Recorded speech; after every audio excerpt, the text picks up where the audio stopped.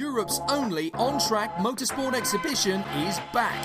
Motorsport Days Live offers you a fresh opportunity to come together and experience Silverstone Circuit from the iconic wing facility. Source from an array of diverse exhibitors, learn from industry experts, as well as find new race teams, championships and manufacturers, whilst actually getting on track and sampling cars and products live on the international circuit. For tickets and more information, visit motorsportdays.live now.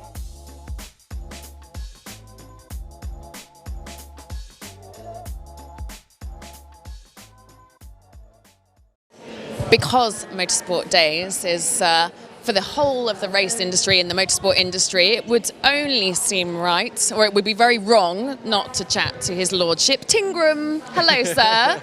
It's lovely to see you. I feel like I've now known you for many, many years and seen your career just go, hoo. It's been another good year. A very good year, yeah, a very, very good year. And yeah, it seems crazy where we've kind of grown to over the last 5 years, certainly. So it's an exciting time for us, and every year we kind of grow a bit bigger and some new things and new challenges come ahead. And with this year we had the Toyota stuff coming in bigger than we've ever have done. So getting the new Corolla into the grid was fantastic.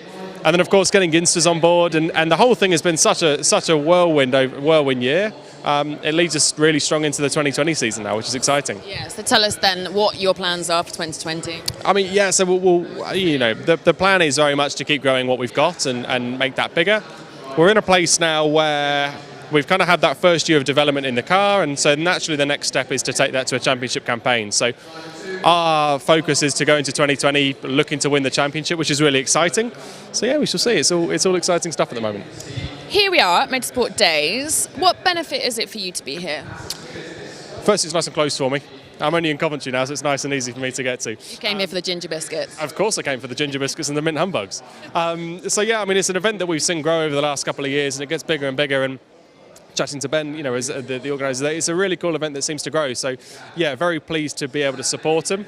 I'm obviously down here with Valero as a partner of mine to get involved with those guys and see how they're getting on and see how the stand's looking. And with these guys, I've worked with these guys this year, so it's a great brand to be associated with, and they seem to be working wonders in motorsport now. So it's always a good event to come along to, plenty of faces to meet up with, and you never know who you're going to bump into, so it's always worth keeping an eye out. Seeing as we're Facebook Live land, we can wander over and actually tell us more about Valero.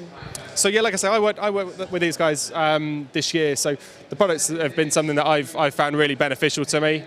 So they're all temperature regulating stuff, all space NASA stuff, which is really cool. I love my technology and love understanding how things work. So they tell us a little bit more about technology, because it's all the clever body regulating stuff, isn't it? Absolutely right. So yeah, basically what the idea of it is to regulate your temperature. It's not necessarily to cool you, it's not necessarily to warm you up, it's just to regulate your temperature. It's just to take the real peaks out of your temperature to stop the spikes in performance.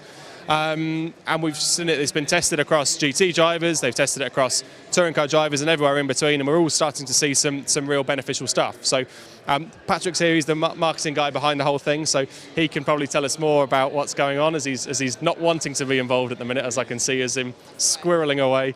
But it's a great brand that we've been associated in, and it's something that's quite revolutionary to motorsport in terms of bringing new technology into it as well. It must make your experience so much better. Absolutely right. Yeah, absolutely right. And it's cool stuff. It is really, really nice stuff. Really soft, really easy to wear. The best stuff I've worn before. So yeah, it's an easy product to be involved in.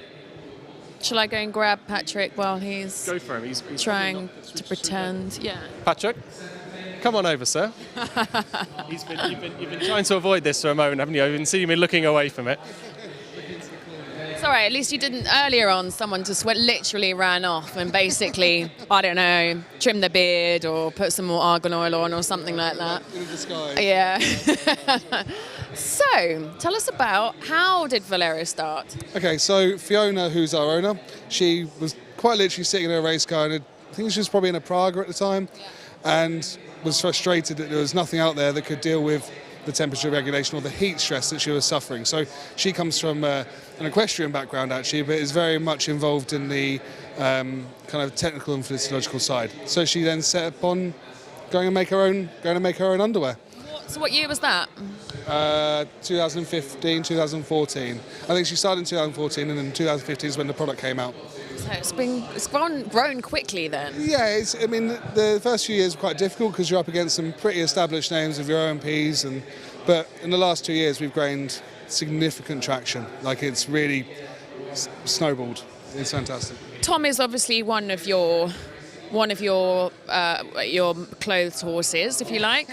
Who else do you have? So we've got Tom Wood, Jack Mitchell. We've got guys in the States like Corey Lajol in NASCAR. We have a technical partnership with Team WRT, the Belgian team, so in DTM and World Touring Cars and things like that. So they found our test results, and when we did them in Motorsport magazine, and took it upon themselves to contact us and find any little temp that they could get, really. So that's a superb partnership for us. So where does a brand like this go to next? What's the future? Well, ideally the dream would get someone in Formula One, right? But it's such a tricky industry in terms of the sponsorship and stuff like that. We have a fantastic grassroots following because of the quality of the product. And as nice and sexy as the top teams are, they don't bring in the money. So we just need to develop that grassroots and get people more aware of us and where we're going. But you know, it's good progress. From where we were 2 or 3 years ago, we're now really going ahead, and next year, hopefully in January, February, we shall have a very exciting deal coming from the States. Oh, that sounds good. And how beneficial is it for you guys to be here? Oh, it's fantastic. I mean, it's coming on leaps and bounds. I mean, it's been, 2 years now? But the progress from last year is astounding. And from us as a branding exercise, to be here, people being able to try it, test it out downstairs, it's really spot on. Yeah, it's really good. Good. Well, on and up. Thank you very much. What happens in your world next then? You here a weekend? Just here today. I'm actually off to Wembley on Sunday for the NFL, which will be quite good fun. So I look forward to that. I've no idea how it works. No. I've no idea the rules. I'm just going to keep shouting random things and see what comes on. So yeah, I mean, obviously the winter and off-season period for us always Can't seems. be that off. No, I was going to say, as much as people see it and think, oh, they're all got their, all sat on a beach with their feet up drinking daiquiris. As much as I'd love that to be the case, it's absolutely not. So there's always work going on behind the scenes.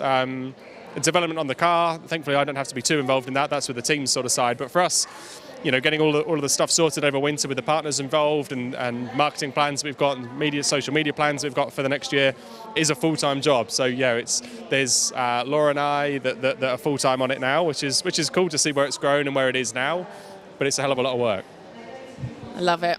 Well, I shall, as always, continue to keep watching your career. I'm not sure if you grab your tickets now and you drive very fast within the speed limit, of course, you may get to come down and say hello to Tom before he goes off. He did just announce to me that he was a bit of a granddad and, tea and biscuits and, yeah, a cup of cha. There we go, that's it. Your ticket, come down and join us. Europe's only on-track motorsport exhibition is back. Motorsport Days Live offers you a fresh opportunity to come together and experience Silverstone Circuit from the iconic wing facility. Source from an array of diverse exhibitors, learn from industry experts, as well as find new race teams, championships and manufacturers, whilst actually getting on track and sampling cars and products live on the international circuit. For tickets and more information, visit motorsportdays.live now.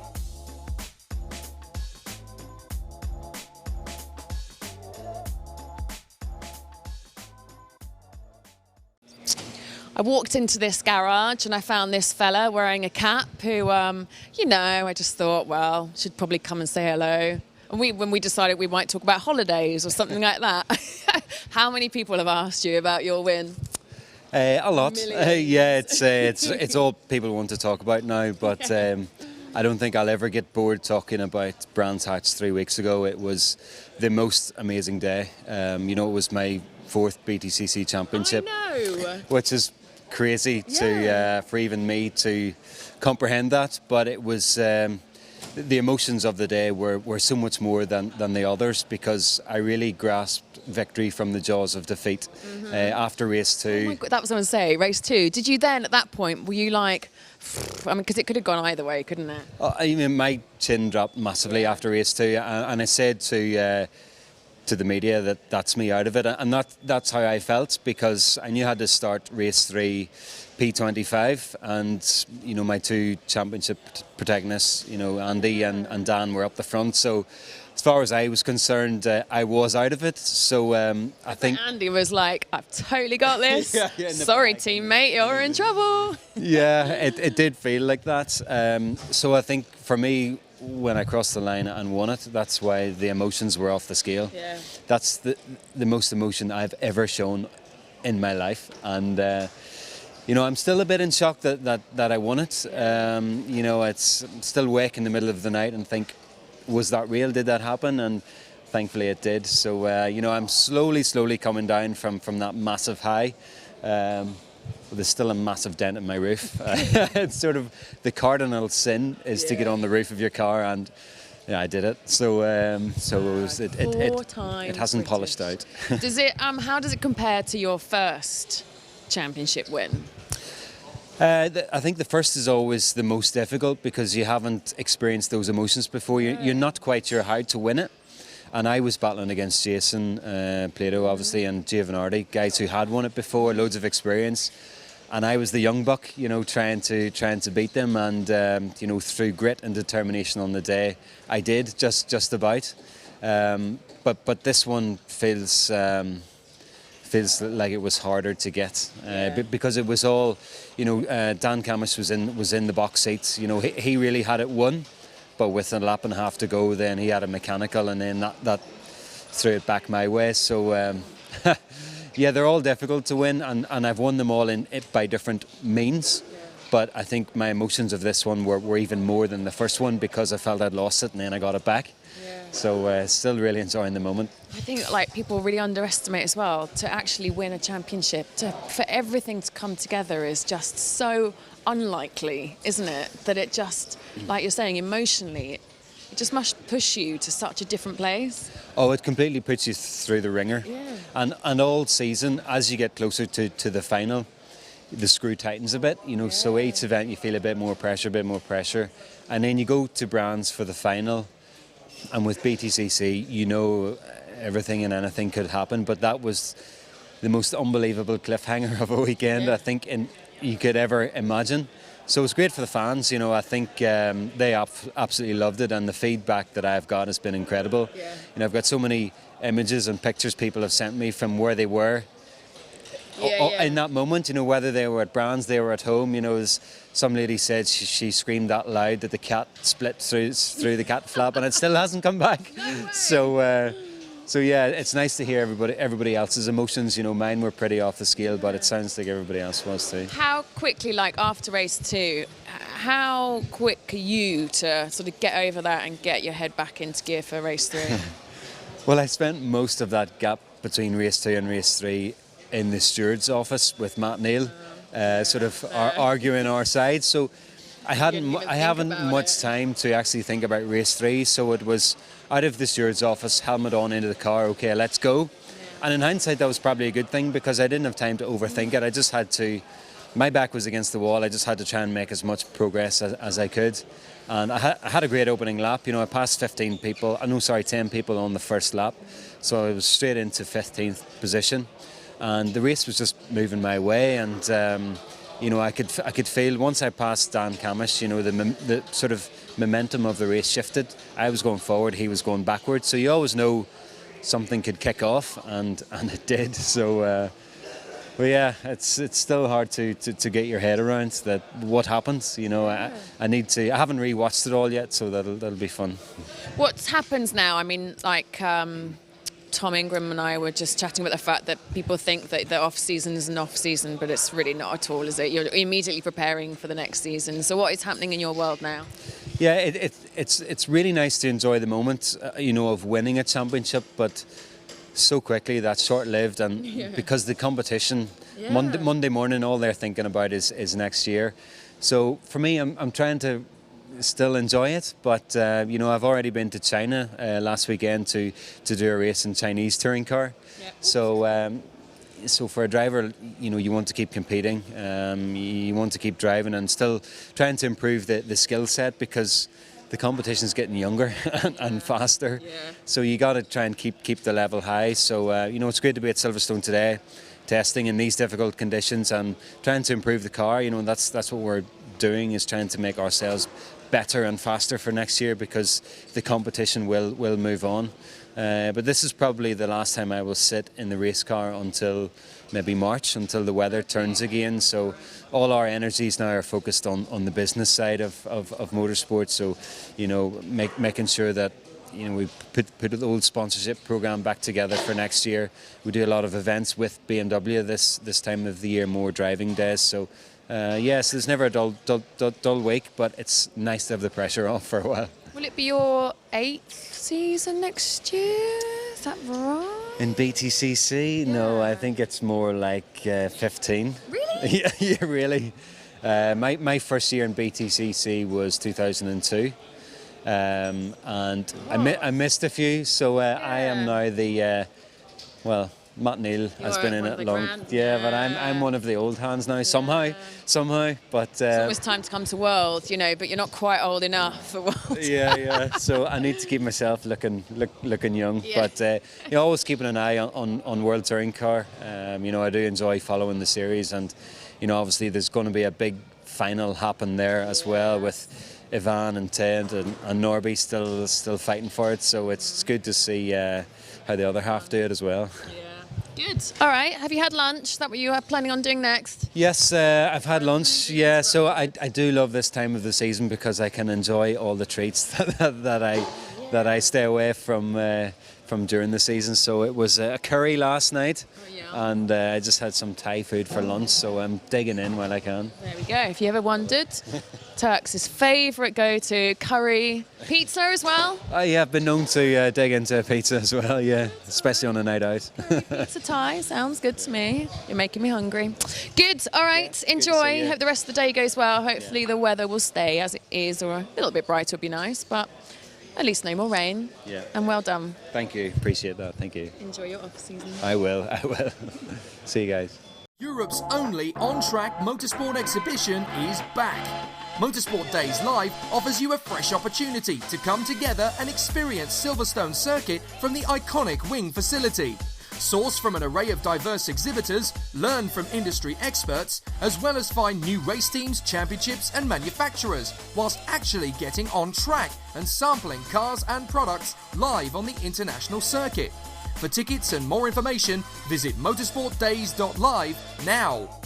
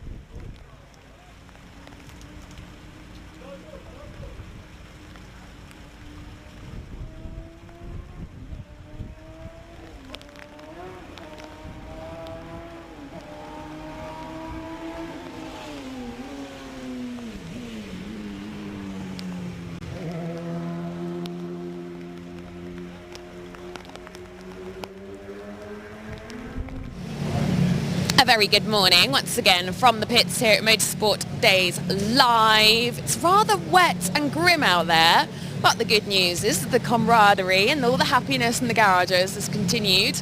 Has kicked off very nicely, and we have got down to Garage 31. I'm here with James Winstanley from 750 Motor Club. Happy birthday!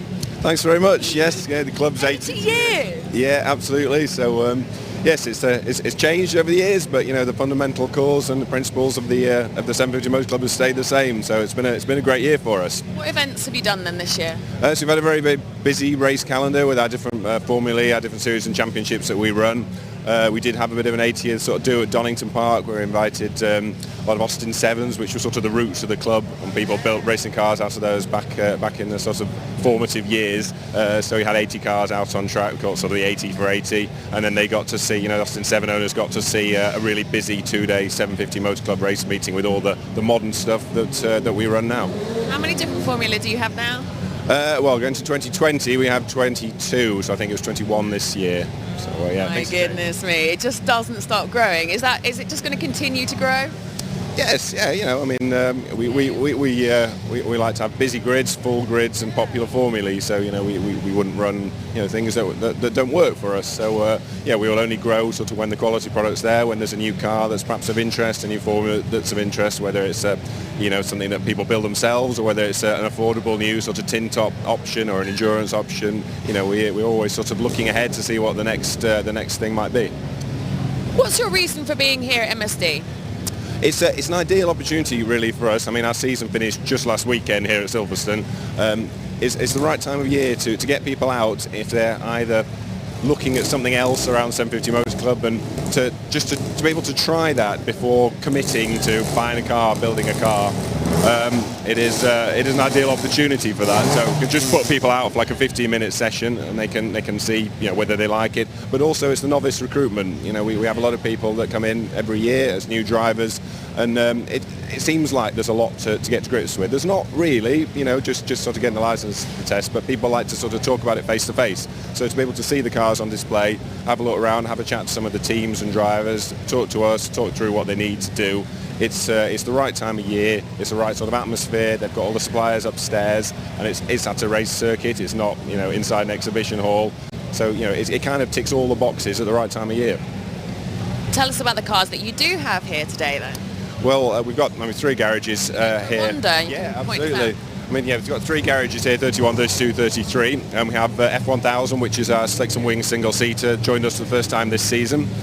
So they've got plenty of cars here in the first garage, and we sort of fitted as many others as possible as we can into the other 2. I mean, sadly we only got sort of cars representing 10 of our 22 formulae, but I don't think we could have squeezed any more in. But we have the 5 Club MX-5 Championship, which is going from strength to strength, really is. The MX-5 is so popular. That championship is so popular, isn't it? And I know that it's such competitive and close racing. Absolutely, there's loads of cars out there. It's affordable to get into. It's a lot of people have either come into it and then moved on to sort of bigger things if they have sort of budget for it, because the racing is so close and competitive. But then likewise, there's people that have been in it for years and years and years. Plenty of cars out there, plenty of donor cars still available. They're reliable, rear-wheel drive. It kind of ticks all the boxes for a lot of people, and that goes very well. What else? Let's mooch. These are such great cars. We can definitely have a proper look around all of them. So, here we've got 2 cars from the Alfa Romeo Championship. So it's one of our new formulae that are joining us for 2020. It's going into its 39th season, the Alfa Romeo Championship. They've got a huge variety of different cars. It's got a lot of history. It's got a lot of sort of pedigree as a race championship, and we're really excited to have them join in 750 Motor Club for next season. One of the new cars that have got out is a Mito. Hoping that can be its own sort of class within the championship going forwards, and they're affordable, reliable, modern Alphas, and great fun and sound really good as well. Quite evocative of the sort of Alphas of old. So it's really good to have these 2 cars doing passenger rides, getting new drivers out in here. Some sort of new 750 Motor Club members trying out the Alphas. So already trying to get them integrated within the club. How many members do you have now? Well, on the racing side, it's sort of up to around 1,000 racing members, which is really good. Yeah, plus all the sort of the heritage members, the Austin 7 members, and the trials. That's a sort of a separate part of the club. But you have some some Wrinkleys that have just been there from years and years and years back and seen it evolve over the years. Yeah, I think the best example of that is a race that we have called Bob Simpson. He races in our 750 Formula Championship, which is effectively sort of the oldest race formula in the world.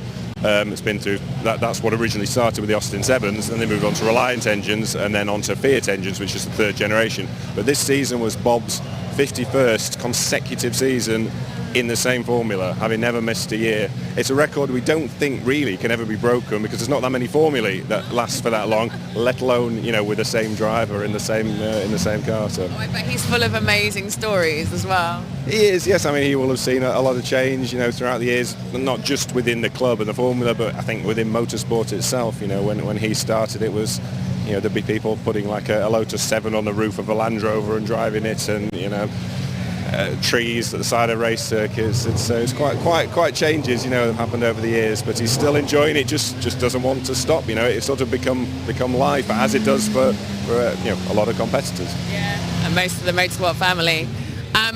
What time's this one going out? This one will be going out in the next session. So this is our sort of Mazda 7. It's sort of an offshoot of our low-cost championship, which is one of sort of UK club motorsports, the biggest and most successful formula, huge grids. And it's not meant to replace it. It's a sort of let's say an offshoot with a Mazda Mark 2.5 1.8 the VVT engine, largely unused. It's not the same one that's in the MX-5 championships. There's loads of donor engines, very cheap. So 140 horsepower, we've got a control parts system and a locked standalone ECU. And yeah, there's just a few parts to upgrade the standard low cost, some slightly better brakes, stickier tyres, but effectively the same sort of formula, just with a step up in performance. So a few people have been sort of looking towards that. And we've run it within our Sports Specials Championship in 2019, but in 2020 it will have its own grids, its own standalone grids, because the numbers are already there. A lot of new people coming in, both from within the club, from low cost, from other formulae, and novices coming into that as well. So yeah, really excited to have that on its own next year. What sort of ages are you seeing, like ages of people are you seeing coming in? I think it doesn't really change year on year. Anything from sort of 16 to 60. You know, well, I say 60. We have plenty of drivers in the 70s, 80s. You know, there really is sort of no barrier. So and everybody sort of gets on. You know, with sort of friendships that you perhaps don't see elsewhere in life. You know, an 18-year-old sitting around and having a tea with a 70-year-old racer and chatting through their life and motorsport on a paddock at the weekend. That's what I was going to say, because you guys are fairly renowned, aren't you, for your atmosphere and your paddocks and things? Yeah, I'd like to think so. I mean, at the end of the day, it's motorsport's never use the word cheap. We try to do whatever we can to make it as affordable as possible while still elevating the quality. But you've got to be enjoying it. So we've got to make sure that the whole experience is as enjoyable as possible for everybody, whether they're at the front of the grid winning championships or just joining at the back and just want to be out there and getting involved. You've got to enjoy it, and the paddock is an integral part of that. Amazing. Good. Neil is the next human, isn't it, that we're going to go and have a chat to? He's over there. Just before coming to Neil, we've got our Type R trophy cars, which is was a new formula that was for 2019. Basic Civics with not too many modifications. Basically, it's just a bolt-in roll cage, suspension, and a sort of maintenance-free limited slip diff. And they've had some really great racing this year, so a new one-make formula that's been really popular. And then we've got our MR2 championship, and the cars going out there. We've got all three generations, Mark 1s, Mark 2s and Mark 3s, and it just goes from strength to strength. The cars are still affordable, reliable, mid-engine sports cars. It's important to some people. You see people come in and either make a beeline for an MX-5 or an MR2. It's just, I don't know, it's interesting. You don't see a lot of people moving between them, but for a proper mid-engine sports car, they are a great value racing option. I am jealous. I want to get in. I want to race. This will be absolutely perfect. Good. Anything else? We'll have to talk you through how to get your license and racing with us for next year. I actually I got my National B at the Nürburgring in 2007, and that was it. Never kept it up. Never raced. So one day. And the process is really, National B is different anyway, isn't it? But the process is so much easier than I think people realise, isn't it? Yeah, I think people see it. It's like, I've got to do a license test. I've got to do this, that, and the other. Yes, but it really is just it's a fairly straightforward for anybody that's done a track day or a bit of karting. It is a straightforward process, a multiple choice sort of test, a practical element, but they're not looking for pace. They're just looking for somebody that's competent to drive a car around the circuit. And once you sort of got that out of the way, it's that is the sort of most difficult bit. But it's a day out, and it was a fun day out. It's especially if you include a bit of sort of tuition, which a lot of the arts tests and motorsport schools do. Morning, driving around the circuit, and in the afternoon it's an enjoyable day out for sort of not much more than a track day, and at the end of it come away with a license. And we try to sort of push the message, you don't have to sign up for a whole season. If you haven't got the budget or you haven't got the time, once you've got the car and the kit and the license, you do one race a year, 2 races a year, as much or as little as you want. And I know that you guys would nurture people from that initial, how do I get a license, what do I do, right the way through to the race day, wouldn't you? Yeah, absolutely. We try to, the 750 Motor Club, we generally have the same sort of staff that we have in the office, they have in the race meeting, well, and people being sort of a point of contact, so, you ask us any questions and we're there to help guide you through every step really, from, if you're looking for a team to give you a bit of mechanical assistance the weekend, we can put you in touch with the right people, getting your license, what you need to do to enter, the sort of admin side, and the race meeting procedure, we can kind of guide everybody through all the different steps that are necessary. Good. Are you going out? We're all fully booked, unfortunately. If there was a free session, I would be hopping in the car, but... Totally should have organised that one. You could have done a shifty, I'll be in that car there at that time. You could have totally got away with that. Yeah, alias name, perhaps. Yeah. I've no idea who Nicky is. And then I disappear for 15 minutes. Who knows? But no, it's just we've had such a great reception to this event, and booking people in advance that all the cars are sort of generally booked for nearly all of the sessions. So really pleased. So you'll be coming back to MSD next year then? Absolutely, yes. Yep. No, I was supported it from the start, and the Bens and their team, they know what we're looking for. They know what competitors are looking for. They know what novices are looking for, and they've sort of been there themselves. Know what it is that we need to run an event like this. So it ticks all the boxes for us. Good. Thank you. Have a great day. Have a good rest of your MSD experience. Let's go and speak. Is this deliberate so that I couldn't get to you? We can go round. That's fine. You don't need to go anywhere. It's no problem. Hello. How are you? Good. How are you? Well, apart from your lurgy, man flu. Yeah. Sorry. Apologies. Voice is going. It's a great day. It's a great show. Isn't it? I got out of a pit to try and enjoy it with everybody else. It's terrific. I mean, what they did last year was good, and they've improved on it this year. Yeah. It just keeps on escalating, doesn't it? Brilliant idea. Brilliant idea. Congratulations. Another successful BTCC for you. It was a brilliant year. The championship was amazing. A great group of people. They all got on. They all enjoyed the racing. It was close. It was fun. And that's the key word. It has been fun for everybody involved. So we look forward now, plan for another year to try and make sure it improves again, which is going to be the hard job. Yeah. This is true. Brilliant year. Who knows? So tell us what you've got here today. What we've got here today, we've got Rick Kerry's 1 Series, which actually came second in M1 class. Yeah, that's it. And that's a bit of a hybrid. It's got a V8 out of an E92 M3 in it. Wow. So it's 400 horsepower, as good as. It's a rocket. It is a bit of a rocket. He's got to try and keep it in a straight line. And Rick's an ex-touring car driver. He used to race in BTCC many years ago. And he just loves the idea of what we're trying to do as well. So it's great. And he's had his well, it's been emotional for him this year, as he would put it. He's had his ups and downs, but he's come out and he's been at every round. So he's won some races, and he's had some mechanical woes and dramas, but he's actually done really well over the year. As I say, he came out second in class. So tell us about your calendar. The calendar, yes, for next year. We had it all planned.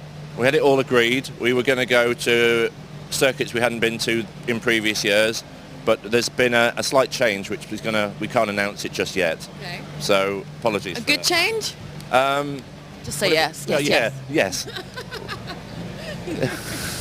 Yeah, You're on the spot there. Get it out. So yes, it'll all sort itself out and everyone will enjoy it. So we've got some interesting things planned where if we're planning to go to Croft and Anglesey this year, which we haven't been to previously, but maybe have 3 races at those meetings instead of 2. Ooh, yes. So that's fun. That's good. What we're hoping to do is split the grids so the M cars will be on one grid, the non-M cars on the other grid, and then have a combined one as well. So spice it up. How big are your grids? Well, we've been averaging over 30 cars, 30, 34, 35 cars. We almost hit 40 at one round, but we've had some people with family problems, mechanical problems, whatever, it happens. And a lot of apologies, but lots of people want to join, so it is a nice problem to have, but it's a problem. And so what is the process if people do want to join? If people want to join, they either contact the BMW Car Club and me, or they contact James at 750 Motor Club and apply to register. And then we go through the registration form, and we have to power test their car and discuss where their car fits, because unfortunately some cars are too evolved and they don't fit. But overall, you know, most people that have applied to join have got in and enjoyed it. Yeah. And so the BMW Car Club is obviously a members club as well as the Cup, isn't it? The BMW Car Club is the official BMW Car Club of Great Britain, so it's linked to BMW GB. Yeah. So on being official, we have to open it up to all BMWs that are racing and all cars and all members. The great thing about it is that it's got a great following, and it's got a great history with it, and it has worked, and I think it's inspired people to actually... And presumably some lovely events and meets. They do some wonderful events. They do Silverstone Classic, they do the National Festival at Gaydon's, always well attended. It's one of the biggest BMW shows in the country. We've got the NEC Classic going on at the moment, and we do lots of classic events, lots of trips out into the country. They do a trip to Wales, they do a trip to Scotland, do lots of other things. And we also do lots of track days. I helped run the Car Club track days. We're at Alton Park next Friday. So I know it's November, but it's always that's the most attended event of the year, because everyone gets together and we do an award for the Clubman of the Year, and it's just a fun, clubby sort of thing. Good. I guess have got potential clients and current clients running today? We've got some people doing some tasters in the BMW Cup car. I mean, obviously we've got Rick's in this car, which is his own car. We've got Dave Kempton with his E36, but it's got an S54 out of an E46 motor in it. So that's 370 brake currently. And then we've got the little Cup car. Now, the beauty about the Cup car is it's been great for people coming into the sport at a budget level. The cars have been very reliable. All the cars that have entered this year have all finished, bar one, at one race meeting. And the guy that's won the championship was driving one of these, and the guy that came third in the championship was driving one of these, because they finished every meeting. They're just fun cars. Yeah. So what a great cup. It's a good, nice series. Have a go. Oh, hell yeah.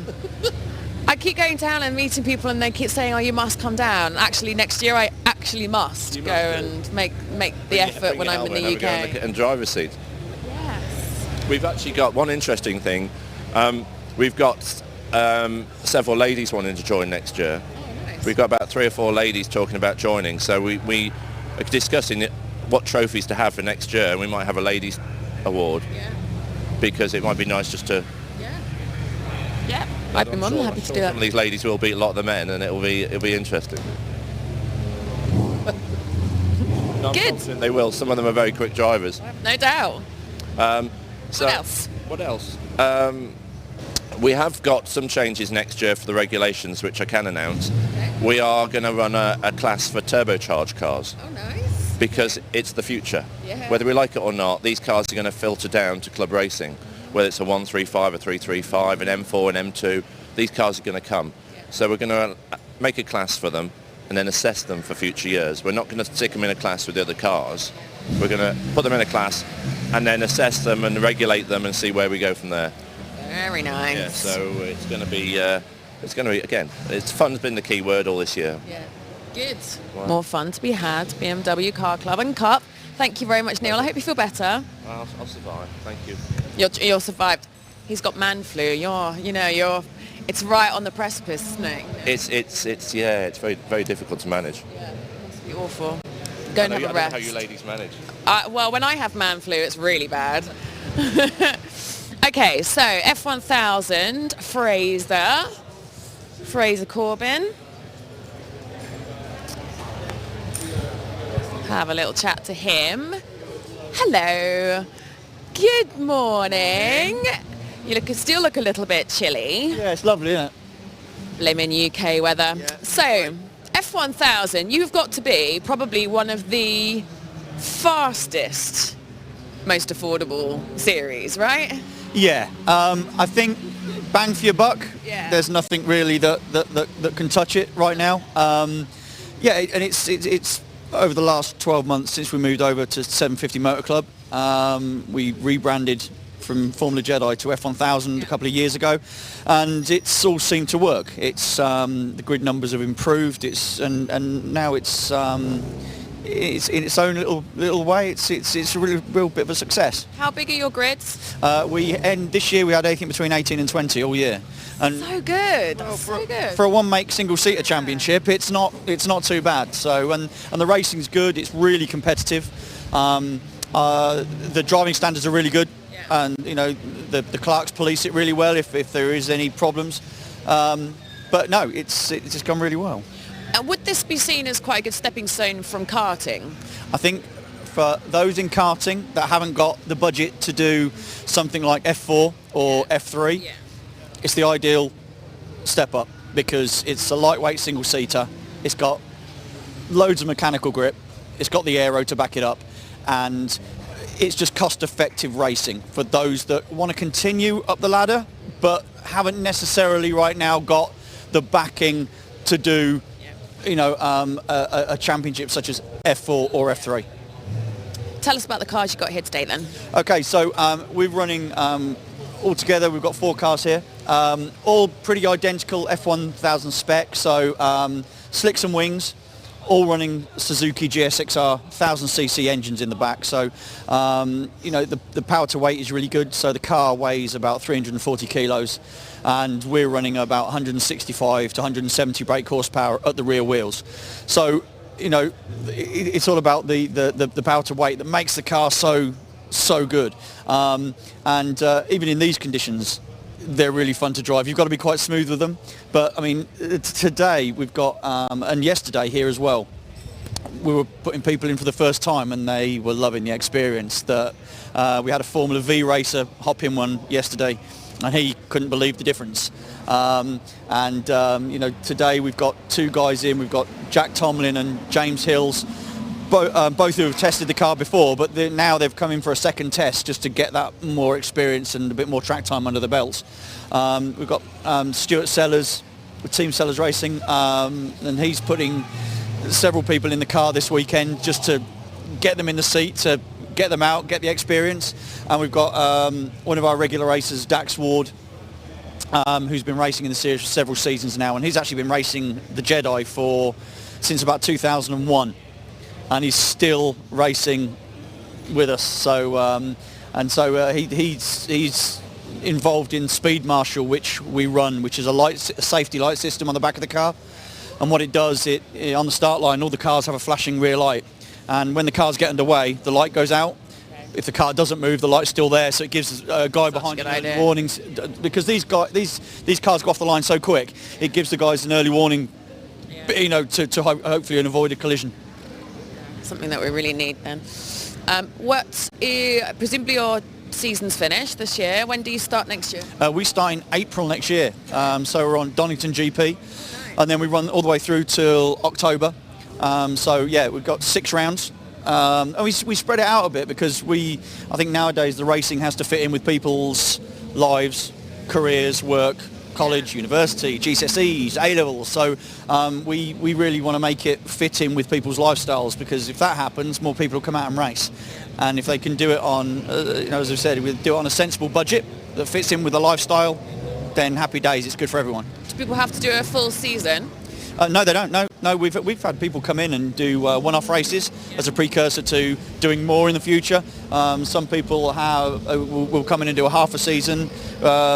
It depends on people's budgets. The majority of the people do full seasons, obviously, because they want to be part of the championship over the whole year. You guys help with sponsorship, don't you? Yeah, we've got a really good social media and online presence, which is great. It gives the teams and drivers a really good presence and a load of exposure as well, which is good for everyone. You know, once you're involved, you get all that. Our race day coordinator, Sarah Fraser, is really good on sponsorship side, so she's on hand to assist people with any queries and put people in the right direction as well, when both for individual sponsorship and things like that, because it's one of the questions that is generally asked is how do we get sponsorship, because people always want to make their race less expensive for themselves, if you like, and bring partners and sponsorship on board with them.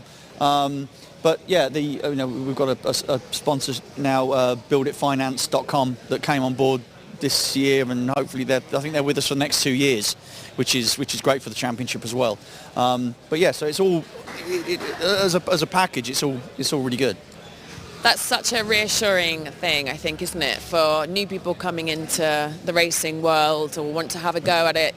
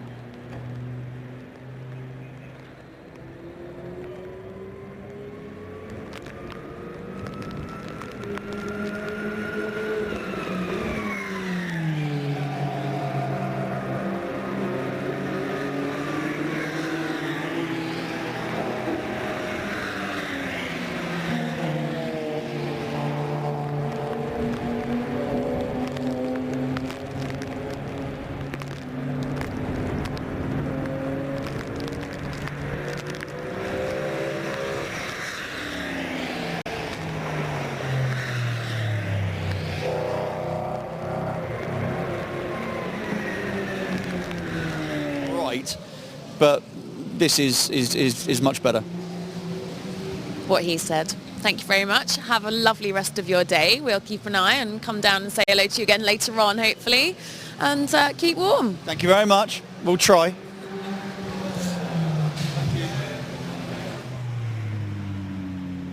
Europe's only on-track motorsport exhibition is back. Motorsport Days Live offers you a fresh opportunity to come together and experience Silverstone Circuit from the iconic wing facility. Source from an array of diverse exhibitors, learn from industry experts, as well as find new race teams, championships and manufacturers, whilst actually getting on track and sampling cars and products live on the international circuit. For tickets and more information, visit motorsportdays.live now.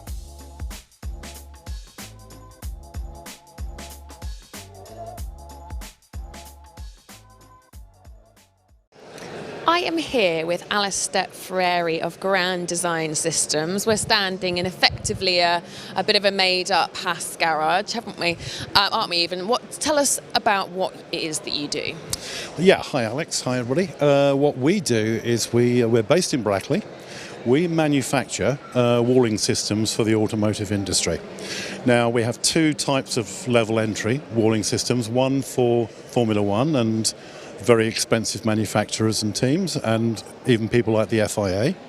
And we also have a middle of the range system, which is called our Eco Wall, which is what you see around here today. Now this is for the, if you like, the mass market, and over the years that GDS have been manufacturing, we have supplied now just over 4,500 race teams around the world. In 4 years? No. Since the early 90s, when walling systems, walling systems came into racing in the garages to make them look nice and also productive as well. They came in around about 91, 92. Now, since that time, because I've been in that game since the very beginning, and since that time, as I say, we've supplied just over 4,500 race teams. It's incredible. So talk us through some of the bits and tell us what makes you so special. Okay, well, basically, as I say, when you have a garage, we're not just talking about making it look nice for sponsors and all the rest of it, but it does give you a plain canvas that you can work to either paint it or put decals on or wrap the panels or whatever. So that's part of it. But also, we need to look at productivity. Okay, we're not, the guys that build these wallings are not exhibition contractors, they are mechanics.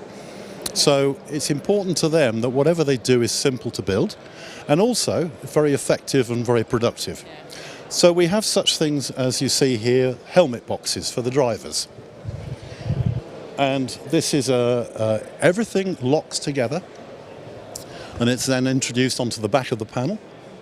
Okay, so they're very practical. We've got helmet dryers there, keep helmets cool or hot or whatever, room for gloves, boots, etc., etc. So that's an aid for the driver. So, and then behind us we've got our logo light type panels. And with the logo light panels, yes, that is for the sponsor or for the team. So there's a very good branding opportunity. Over here, if I can... Yeah, we can wander. We can walk and talk. We've got basically areas for TVs. So we build in the TVs. Everything's made, fitted, and very easy. It takes literally seconds to install the TVs and get them running. That's what I was going to say, because I mean assembly and disassembly... It's got to be kept simple. Yeah. It's got to be kept simple because the guys are here to race. They're not here to build an exhibition stand. So it's very important that we understand what they have to do and they can work with us and we can work with them. Yeah. We have here, for instance, also built into the wall, a little area for that we can reconfigure, so you can have blue roll in there and also a waste bin so we can keep the whole place tidy. And that's easy, and then it's a soft close. So basically it goes back, which should do, and then back into position. It's just set up slightly wrong. Never mind. We do the gantries overhead, and we also do the light pod in the middle. Now that lighting pod is a very simple pod because it carries power, light and air. So that we can, for most teams, they can run their air lines and their power lines across over the garage, nothing on the floor, and straight into to run the pads. Alcoves, engineering areas. Again, we can put cupboard doors in underneath and everything, but if the engineer's using his laptop, work on there, brief or debrief the drivers. So the whole idea of this is not just to make it look pretty, but also to make it very practical and very easily to work in. So presumably you supply to the Formula One? Yes, we do. So how many down the pit lane, for example, would be using GDS? In Formula One, only 3 garages. Right. But then if you take somewhere like Le Mans, we do 60 to 70% of the entire pit lane. So at Le Mans, we are there for a month beforehand, building garages, helping teams get ready, etc., etc. Formula E, we supply half the teams there with all of their garages. British GTs and British touring cars, roughly the same, 30, 40, 50% of the garages are all ours that we supply. So what's the future? What sorts of things can or will you do? Well, we've seen a development. When the first walling systems first came out, they were very much based on a framework system. But as time has gone on, what people want is clean canvases. They want a clean canvas so that they can put large graphics on. So what's the next stage? We're basically now creating, within this structure, video walls. Yes. Exactly what I was going to say. Massive big video walls. We've just done one for Porsche, which you will see in Formula E coming up, where there's big banks of TVs, or monitors I should say, built into the walling. And it's a good way forward, but not so good for the mechanics that are standing right next to it trying to work on the car, and they see these big images in their face. But it is the way it's going. And that's just something that they would get used to as well, isn't it? They will, yes. How exciting. So, good. Yes, it's got a big future, and even if everything goes electric or hydrogen-based or whatever, doesn't matter. It's not going to affect your racing. Industry. Yeah, of course. Absolutely. So how beneficial is it for you to be here at Motorsport Days? It's been very, very good indeed. We've done, this morning alone, we have done over £40,000 worth of orders. There's nobody here probably that's got anywhere near us. It is absolutely amazing. Wow. Yeah. So we've got more people coming in tomorrow that we know will order. The gentleman that you just saw, he's in GTs, British GTs. I saw the handshake. Yes, and he's in for more equipment. So it just goes on and on and on and on. But yeah, we're estimating about 44,000 this morning. Oh my goodness me. Yeah. So there you go. Good. It's brilliant. Well done. Superb. Thank you. Thanks, Alex. And best of luck for the rest of your weekend. Well, there you go. Thank you. Europe's only on-track motorsport exhibition is back. Motorsport Days Live offers you a fresh opportunity to come together and experience Silverstone Circuit from the iconic wing facility. Source from an array of diverse exhibitors, learn from industry experts, as well as find new race teams, championships and manufacturers, whilst actually getting on track and sampling cars and products live on the international circuit. For tickets and more information, visit motorsportdays.live now.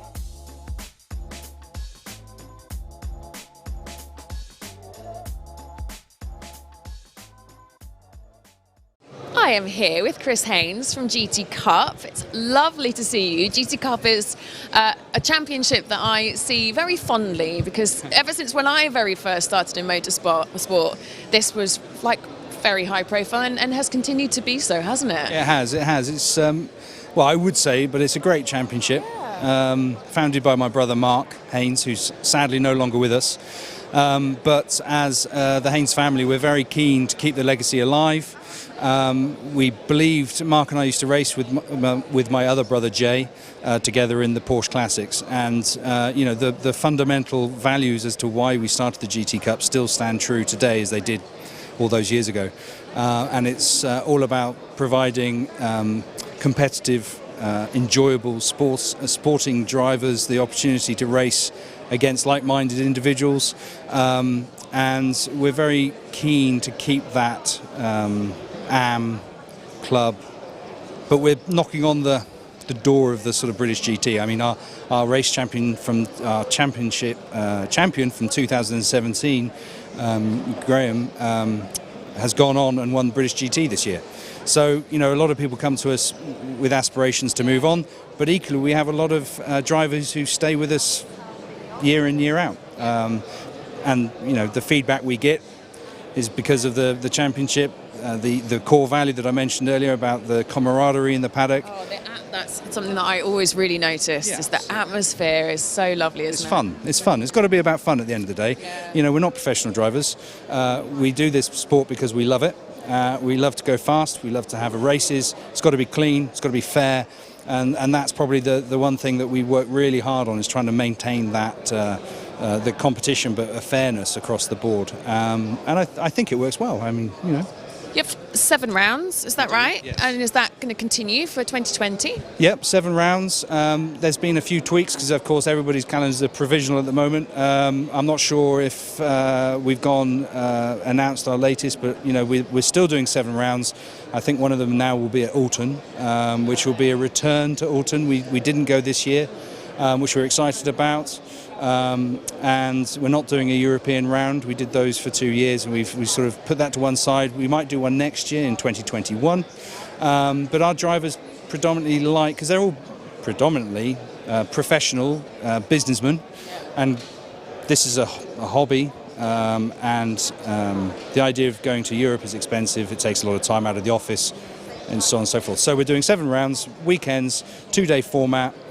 We do a free practice in qualifying. We're hoping to do those together with a small break in between, so they come in, everything's warmed up. The drivers' fluids are all warmed up as well as the car, and then they go out to do their qualifying, and then we have a 25-minute sprint race and then a 50-minute pit stop race, and that's repeated on the Saturday and the Sunday.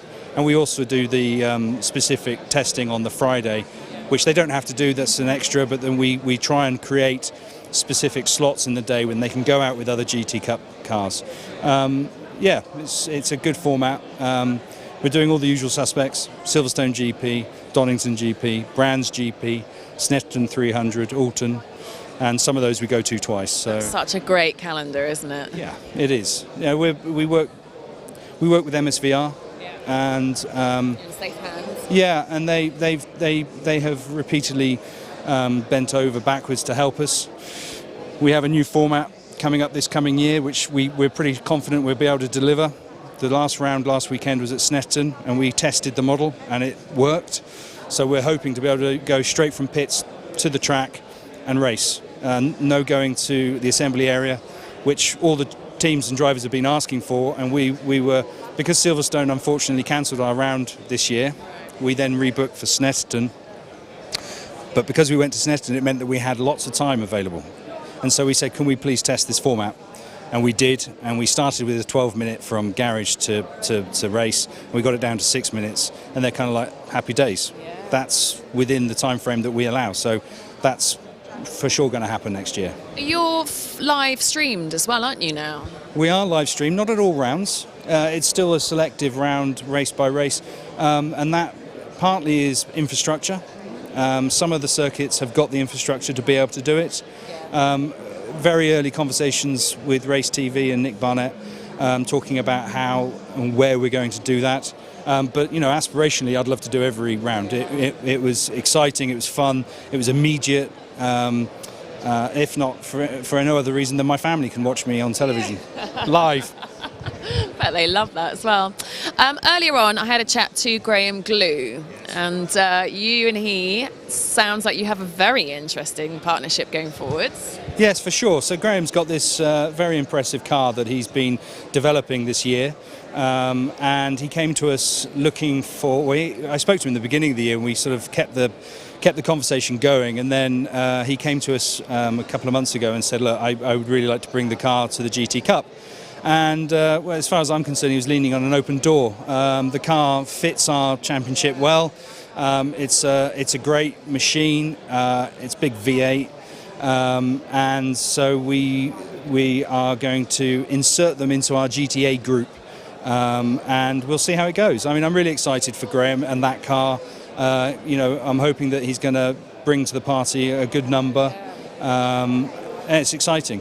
Yeah, and that's just a really good combination of motorsport heads as well, I feel. Yeah, and there's, it's going to be up against BMWs and Ginettas and various other machines as well. So it's an interesting.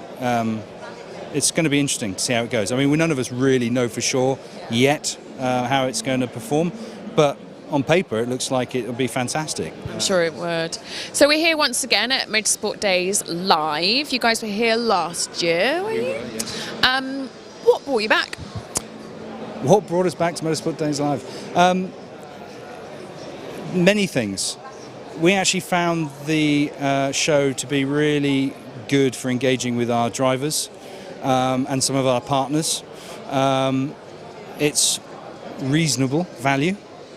which makes a big difference because, ultimately for me to be here, it means I've got to take money out of the championship to be here.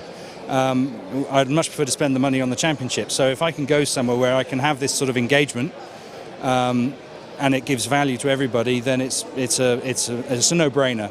I won't mention other events, but questionable whether or not we should be even there because it's taking money away from. I'd much prefer to spend the money on beer after racing, if I'm honest, with my drivers. And I think and the rest of the motorsport family. Well, exactly. But there's only a finite amount that you can do, and all these things are. And as long as it's targeted, it seems to work. It's in a great venue, great space. It's well organised. Well done to the two Bens. Good. Thank you very much. Is there anything else you would like to tell us?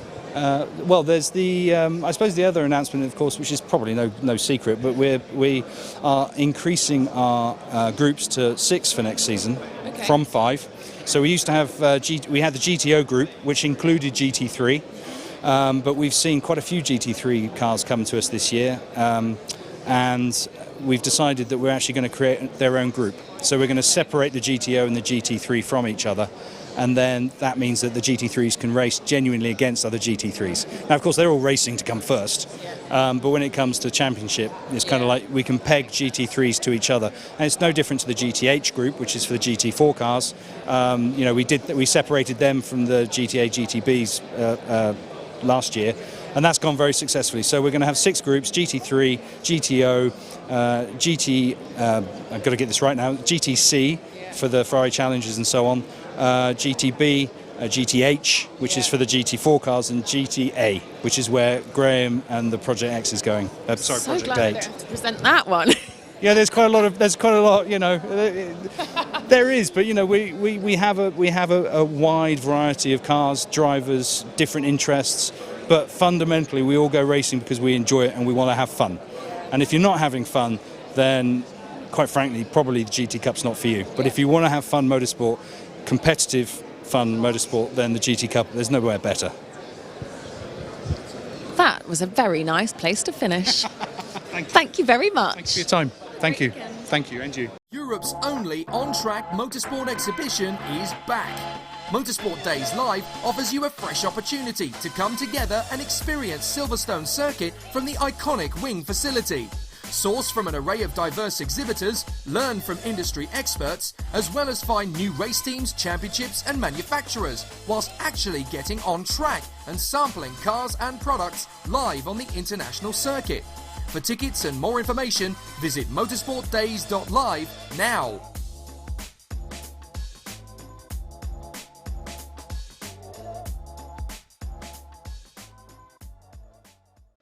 Here with Anders Hildebrand from AA Oil, who's one of the exhibitors here at Motorsport Days Live. This is a great show to be having a stand at, isn't it? It's great, and it's our second year we're here, so from last year we hope that there will be more professional users here, and Ben has promised me that he's contacted every team, every race engineer in the country, so we're looking forward to 2 great days. Tell us more about AA Oil. The company was founded in 1999. We started with representing 76 lubricants and oils, and we did that until 2003 when 76 withdrew from NASCAR. And at that point, Sunoco stepped up and took their place, and we thought, well, okay, we'll take the Sunoco brand then. And since then, we have sort of grown, and we supply over 20 championships today with control fuels. We sell a lot of fuel to individual racers. We represent Sunoco in Europe and Middle East. So we have lots of distributors all over the place. We also represent driven racing oil, which is a very special oil specifically designed for race engines, performance engines.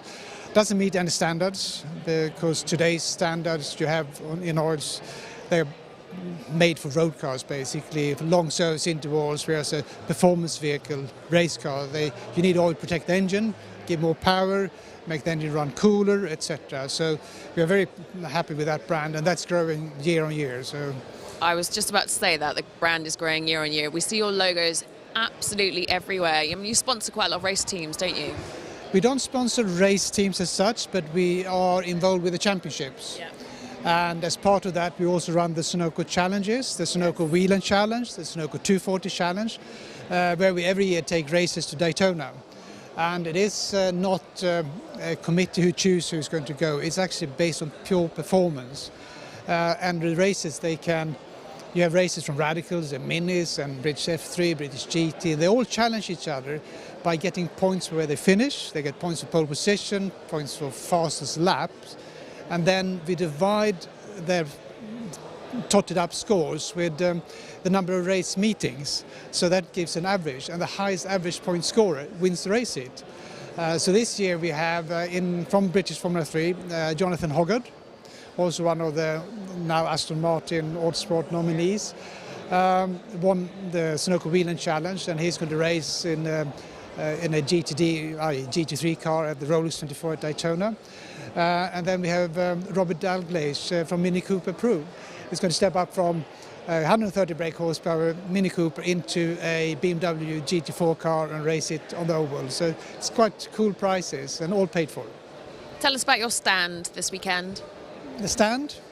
Well, if we are on hall 2, stand number 242. We have quite a small stand here, just to see how the show grows, basically. And we have the driven oils and some Sunoco cans here, and hope to talk to a lot of excited racers and team managers. Well, very best of luck for the weekend. Thank you. Thank you very much. Europe's only on-track motorsport exhibition is back. Motorsport Days Live offers you a fresh opportunity to come together and experience Silverstone Circuit from the iconic Wing facility. Source from an array of diverse exhibitors, learn from industry experts, as well as find new race teams, championships and manufacturers, whilst actually getting on track and sampling cars and products live on the international circuit. For tickets and more information, visit motorsportdays.live now.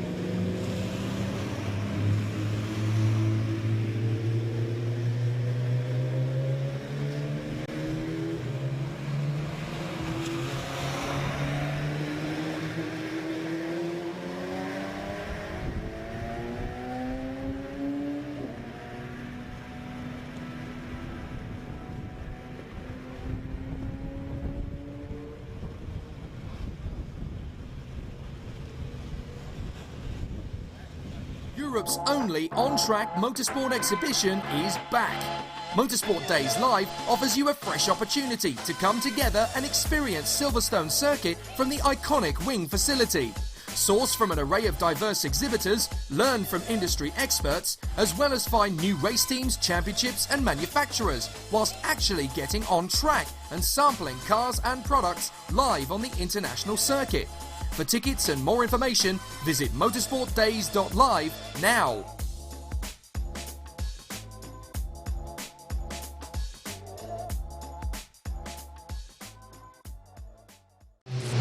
And here we are, and this time we're with another very, very good racing driver. It's Charlie Robertson. It's lovely to speak to you. Good to speak to you too. Well, we're here in the world of Ginetta, and Ginetta is like just a name that continues to grow in the world of motorsport, doesn't it? It feels like they just literally take over the motorsport world. You started with them how long ago? I started Ginettas in 2011, moved up through the junior ranks, all the way through to P3 and then up to LMP1 this year. So yeah, it's been a pretty cool journey. Yeah, that really has been. So you went through that actual driver development program, did you?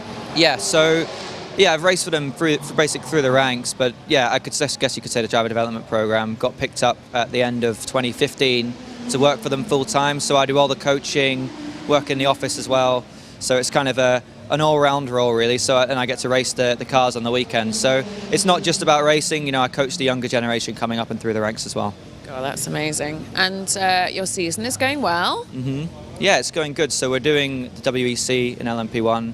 Teammates with Mike Simpson and Guy Smith. Obviously Guy's a Le Mans winner, so great to have that experience on board. Racing with Team LNT, which is a great achievement really to be able to race with these guys, and we're taking it to the likes of Toyota, which probably one of the biggest brands on earth. So to be racing against those guys and competing for overall podiums is really awesome. So good. Tell me what Want to Race is then. So Want to Race is a company that's now running track days. They also run in the Ginetta G40 Cup and GRDC championships, also in loads of different championships across the Ginetta field, which, yeah, it's great. Basically, we bought them around 3 months ago. Ben Hyman's been running it for a long time, and they're taking over the track day side of the business. So they actually changed from Book a Track to Want to Race. And so they'll be running all the track days. So if anyone wants to try out a Ginetta, for example, like one of these G40s we have here, they can go through Want to Race and do a session with them, most likely be Donington and any other circuits around the UK. And presumably that's fairly affordable? Yeah, I mean, it's designed to be an entry-level class of racing. GRDC is a championship where you come in having driven before. We take you through from getting your race license to, you own the car and you get 4 races within the package as well. So it's a real great starter into motorsport, and I get a lot of guys come through there, go on to race the G55s and even the LMP3 cars. So, it's for people who've maybe not had the chance earlier on in life and have always fancied having a go. And that's what basically what GRDC is for. Effectively handheld through the journey for people who just perhaps as well, if maybe they don't come with a family support or backing or knowledge or whatever, then it's a good route, isn't it? Yeah, it's a cracking route. Obviously, you've got the juniors as well, which come up from the age of 14. Yeah. That's the way I came through it. It's always amazed me, when you see them on the TV, and then they get out and they're no one's much smaller than me, to be fair, because I'm pretty small, but they're just kids at the end of the day. So yeah, we've got basically it all covered in the sort of starter grassroots motor racing. You've got the junior guys, then the GRDC guys, and we go all the way up to LMP1 as well. Such a strong brand. How beneficial is it for you to be here, MSD? It's great, because we get to try out new customers, and it's always great to get people in Ginetta. So we've got people from all over the world here today, and they're jumping in, never having experience driven here. Obviously, it's a bit wet, which for the guys coming from hotter countries they might not be used to, but they're all really impressed with with the show and the facilities that we have here. And it's cracking to do it at Silverstone in the wing. I mean, it's a great facility. We were here not long ago for the WEC, and it's always great to be able to come to Silverstone and to host this event here. And being Ginetta, showing our brand, it's great. So what's the future for you then as a driver? I mean, I just want to go as far as I can. I've raced at Le Mans with Ginetta, but now I want to win Le Mans with Ginetta. That's the ultimate goal. We're pushing hard with the LMP1 program. We had a good result last time out of Fuji. Now we're just trying to iron out all the little mistakes, make sure everything's perfect. And Le Mans 2020, we could have a real good crack at it if we can keep everything going well, and the performance will increase. So yeah, that's the ultimate aim, is to win Le Mans, and it would be amazing to do it with Ginetta. It'd be absolutely fantastic. Charlie, thank you very, very much. When are you guys back out on track, or when's your next client going out on track? Any minute. We've had guys in the G40s and the G55, so multiple sessions. So every sort of 5 minutes seems to be someone jumping in. So yeah, it's great. Good. We'll keep an eye. Thank you very much. Awesome. Have a good rest of your weekend.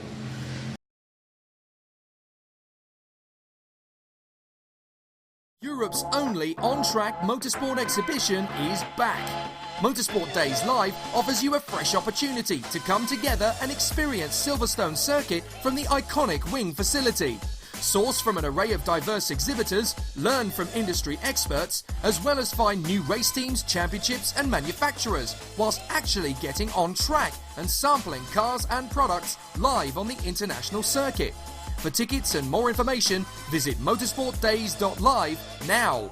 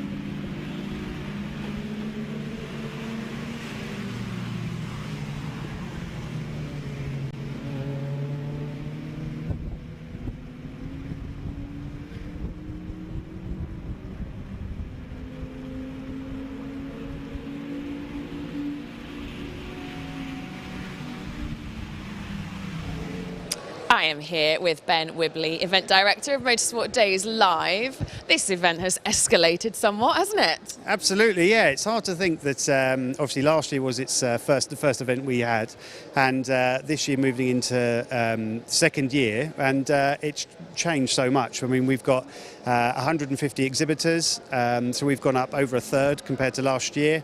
We have well over 200 cars out on track, and expecting something around about 3,500 people to walk through the wing doors over the weekend. So yeah, exciting stuff. Tell us how this idea was born.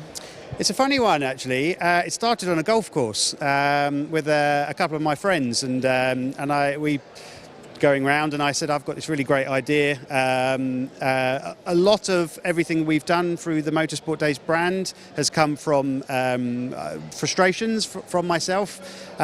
So, for example, when I used to test and go and race at the Nürburgring or Spa or wherever, I could never find who was organising the track and test days. So I decided to create a website, motorsportdays.com, which lists all the organisers, all the circuits. So we now list 2,500 across Europe. And then again, when I used to race, whenever I went to go and test drive somebody else's car, I thought, yep, I want to do that. How do I get involved? So we thought, let's create an event that's the right time of the year, that's trade focused. So over the last 8 years or so, it's kind of stemmed from there. I love how brains like yours work. That's really fascinating. And you've got some incredible people who are coming along. I mean, even down to the likes of Colin Turkington, who's obviously just won the British Touring Car. How on earth have you managed to get all that to come together? Yeah, it's been a huge task. I mean, I won't lie. It's been quite crazy. But yeah, we've got the likes of McLaren that have come on board, bringing their GT4 cars. We've got Radical bringing their Rapture, which is the first time that's actually been seen in public since Goodwood.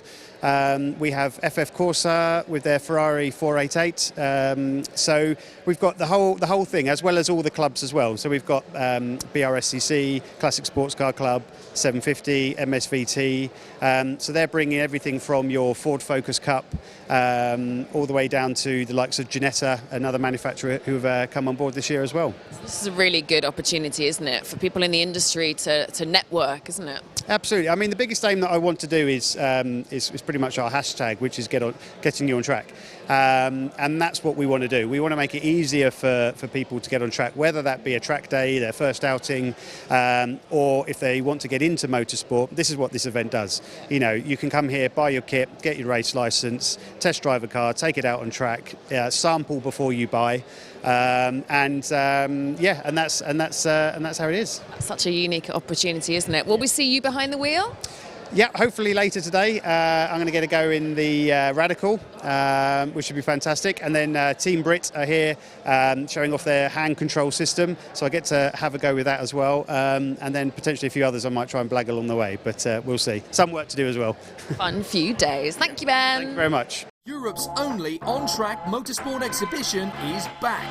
Motorsport Days Live offers you a fresh opportunity to come together and experience Silverstone Circuit from the iconic wing facility. Source from an array of diverse exhibitors, learn from industry experts, as well as find new race teams, championships and manufacturers, whilst actually getting on track and sampling cars and products live on the international circuit. For tickets and more information, visit motorsportdays.live now.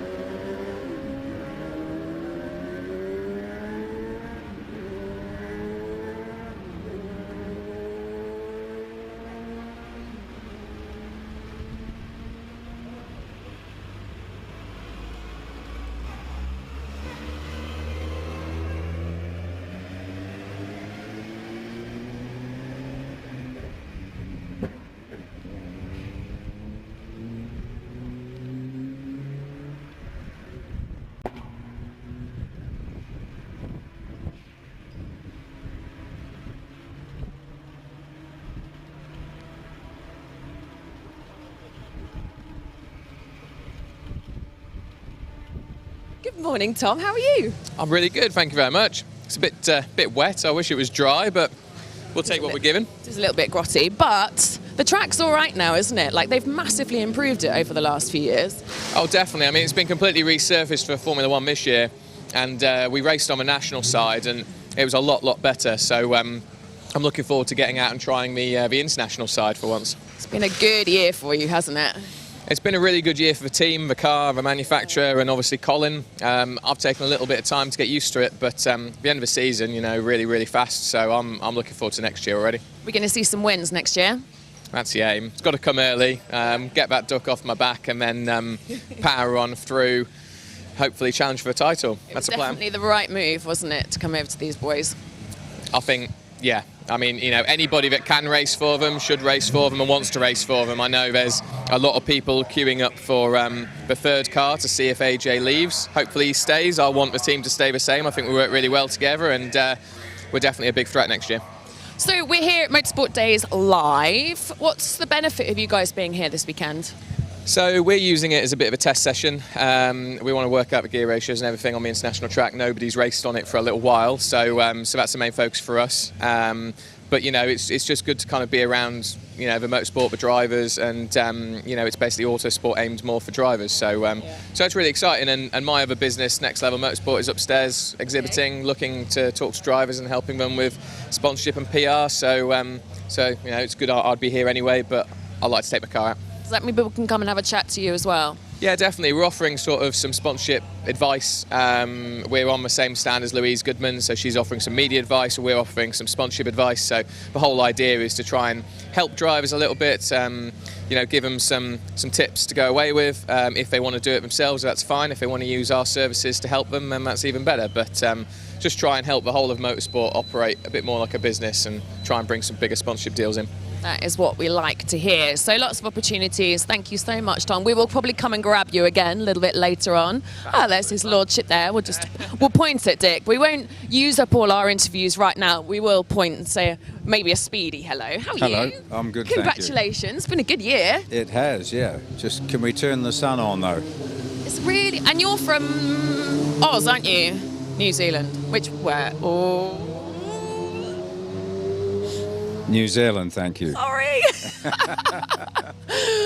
Yeah, it's a bit cold in the UK. But yes, great year. Very good. No, fantastic season. Considering the car was brand new day before the media day, which was 10 days before race one, we're very happy. And to finish first and second was also fantastic. The trouble is which one wins, AJ or Colin. I didn't mind because they're both in a WSR BMW, so it was, and what happened race 2 to Colin. Yeah. Oh my God, that was.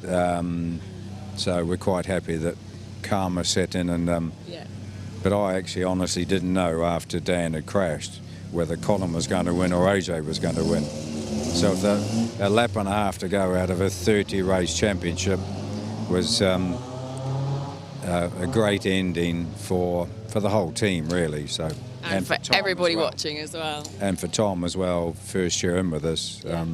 He's doing well. So yeah, good choice there. Good. All right. Well, enjoy. We will come and grab you again a little bit later on. Yeah, good. Thank you, Dick. So, circuit is open. We'll be updating you all the way through the day. We'll be chatting to all sorts of different people. Make sure you grab your tickets. There's still an opportunity to come down today. You can still come along tomorrow as well. We've got lots of surprises in store for you. We've got competitions, we've got giveaways, so much stuff. Come and get involved. It's Motorsport Days live. See you in a bit. Europe's only on-track motorsport exhibition is back. Motorsport Days Live offers you a fresh opportunity to come together and experience Silverstone Circuit from the iconic Wing facility. Source from an array of diverse exhibitors, learn from industry experts, as well as find new race teams, championships and manufacturers, whilst actually getting on track and sampling cars and products live on the international circuit. For tickets and more information, visit motorsportdays.live now.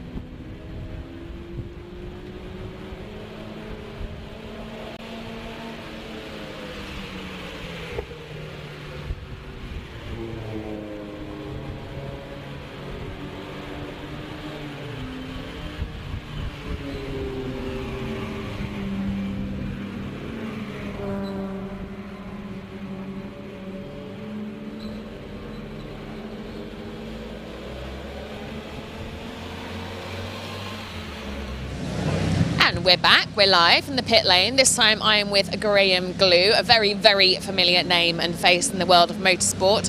And they have a new championship called Series Elite. And I will immediately hand over to you to tell us more.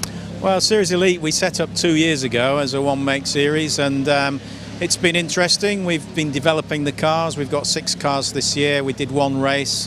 But what we've decided to do this year is, next year, is to join forces with GT Cup. So we'll have a Class A or GTA section for us to race in, and longer races, sprint race, endurance race. So the drivers that we have, I think that certainly appeals to them because they're going to get more track time. Yeah, one-make championship. How many rounds? Well, it's ours was a one-make championship this year. We did 7 rounds, but we only did 1. We only did the Silverstone race. We were going to finish off at Portimao, but unfortunately we decided to concentrate our efforts on joining with GT Cup. And we had a meeting with them a couple of weeks ago. It's been going 10 years. It's successful, and I think that's the way to go with these cars anyway. Okay. And so tell us more about the season and what your plans are. The season for next year, there's 7 events racing at Donington, Brands Hatch, Snetterton and Silverstone. And we will be doing our ice driving in March for all the drivers because we like to make sure that they can handle the car control side of this sport. And also we will be we'll be doing, well, we already have our sponsors and they're all very keen to join us in GT Cup. I went to the last race at Snetterton last weekend, and it's very professional, it's well organised, and it's just what we need, really. Yeah, the combination then of yourself and GT Cup, and presumably you've got other major heads on board as well. Well, Chris Hoy was supposed to be driving one of the cars in Portimao, but he's going to drive one of the cars next year.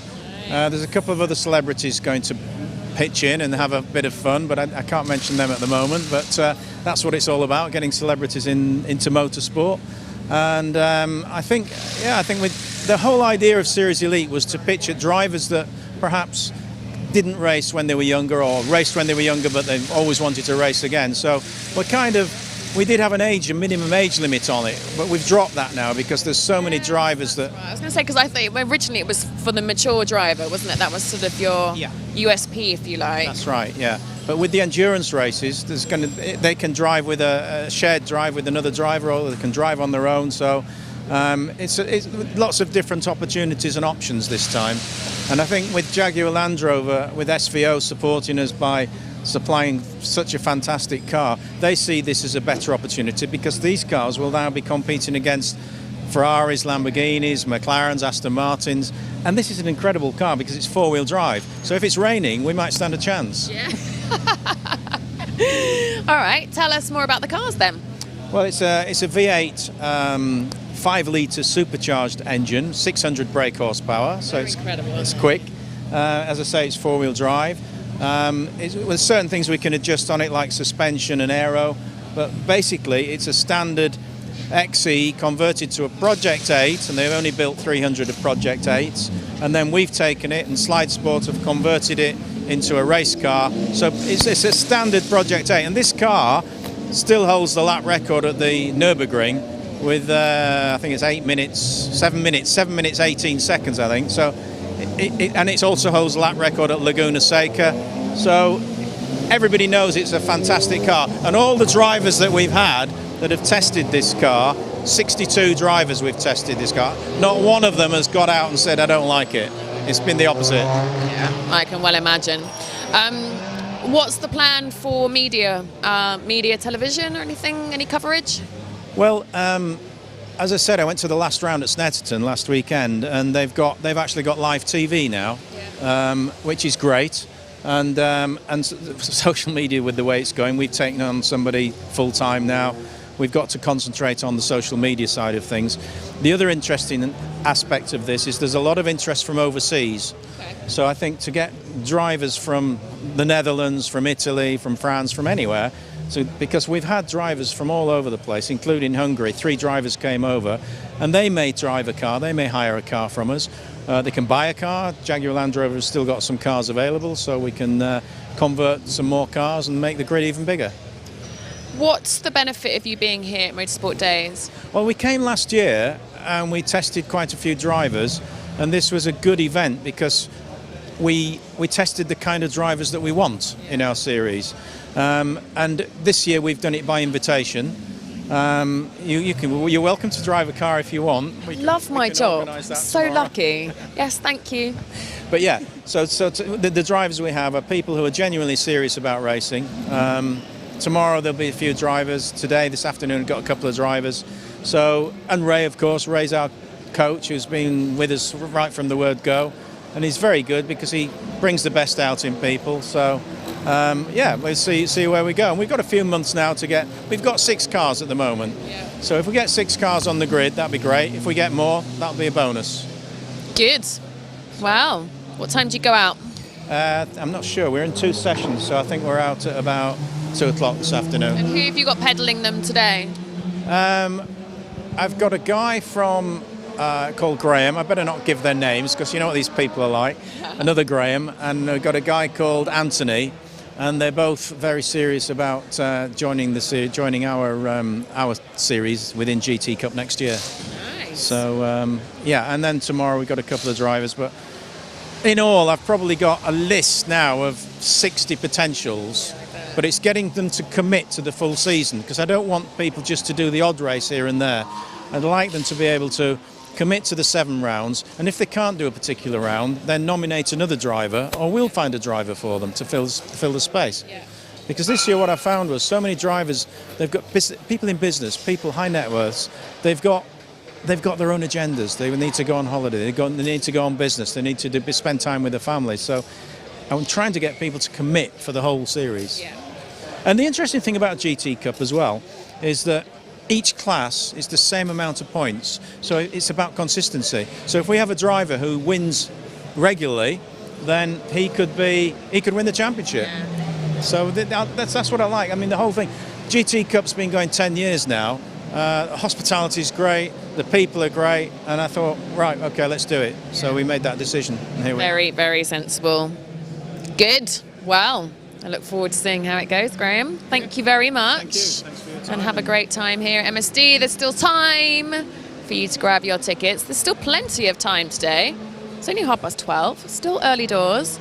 Come down for this afternoon and or grab your tickets for tomorrow. Europe's only on-track motorsport exhibition is back. Motorsport Days Live offers you a fresh opportunity to come together and experience Silverstone Circuit from the iconic Wing facility. Source from an array of diverse exhibitors, learn from industry experts, as well as find new race teams, championships and manufacturers, whilst actually getting on track and sampling cars and products live on the international circuit. For tickets and more information, visit motorsportdays.live now.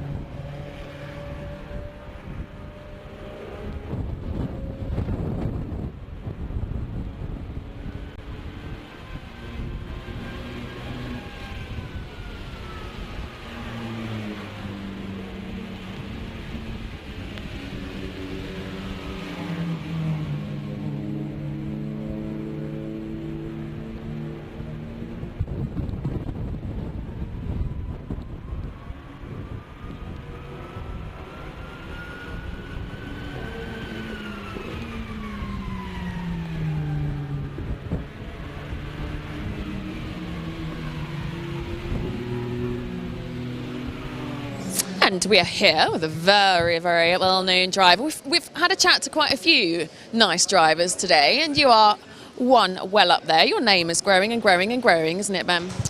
That's what I'm trying to do, yeah. Obviously, now I'm a McLaren factory driver and doing the European Le Mans Series with Carlin in LMP2, so I'm trying my best. Trying my best. What is McLaren doing here today? So the reason we're here is to give some potential customers a taste of our car. It's a great opportunity for it. You know, they're sessioned into the individual categories of all the cars, so ours is fitting in quite nicely among the touring cars and LMP3's kind of level. So it's a great chance for them just to come in, try it, speak to the guys who are here.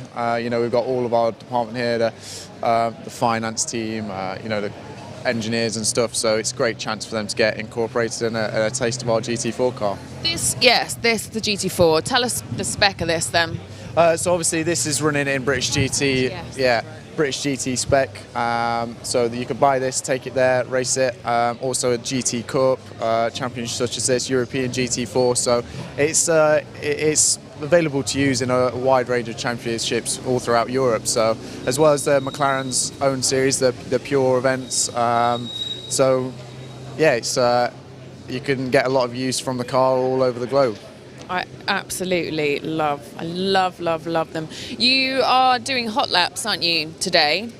So luckily enough for the customers, they get 15 minutes of hot laps with me, come in, quick swap, and then they get 15 minutes of their own session. So it's a real almost try before you buy kind of experience. When can I sign up? You have to speak to the guys over there, and I'm sure they can sort you out. Managed to blag myself a drift session that's coming up 4 o'clock, and you know, some playtime in the Radical, but I have yet to have some fun in the McLaren, so I'm sure we can sort you out. Just about knowing the right people. I'll get you in. Exactly that. And what's next for you then? So I've got a couple of things coming up which I can't quite announce yet, but yeah, so my future's committed to McLaren, so you'll see me in one of those quite early on in next year, maybe outside of Europe, so that's probably a hint, as well as some more out of European activities. Yeah, so a lot of exciting things coming up, again trying to get my name out there more around the world, so very excited for that and hope to have some good success. Ben Marnico is the name that you need to remember. Thank you very much, sir. You're welcome.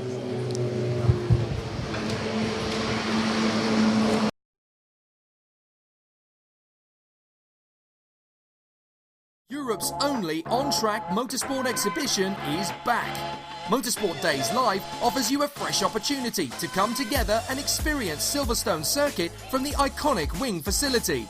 Source from an array of diverse exhibitors, learn from industry experts, as well as find new race teams, championships and manufacturers, whilst actually getting on track and sampling cars and products live on the international circuit. For tickets and more information, visit motorsportdays.live now.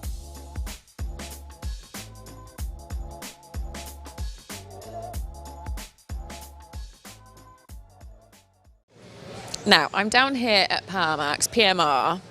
I get the sneaky feeling that this might be a slightly mischievous interview, because these guys you're like rogues, aren't you? This is Gary.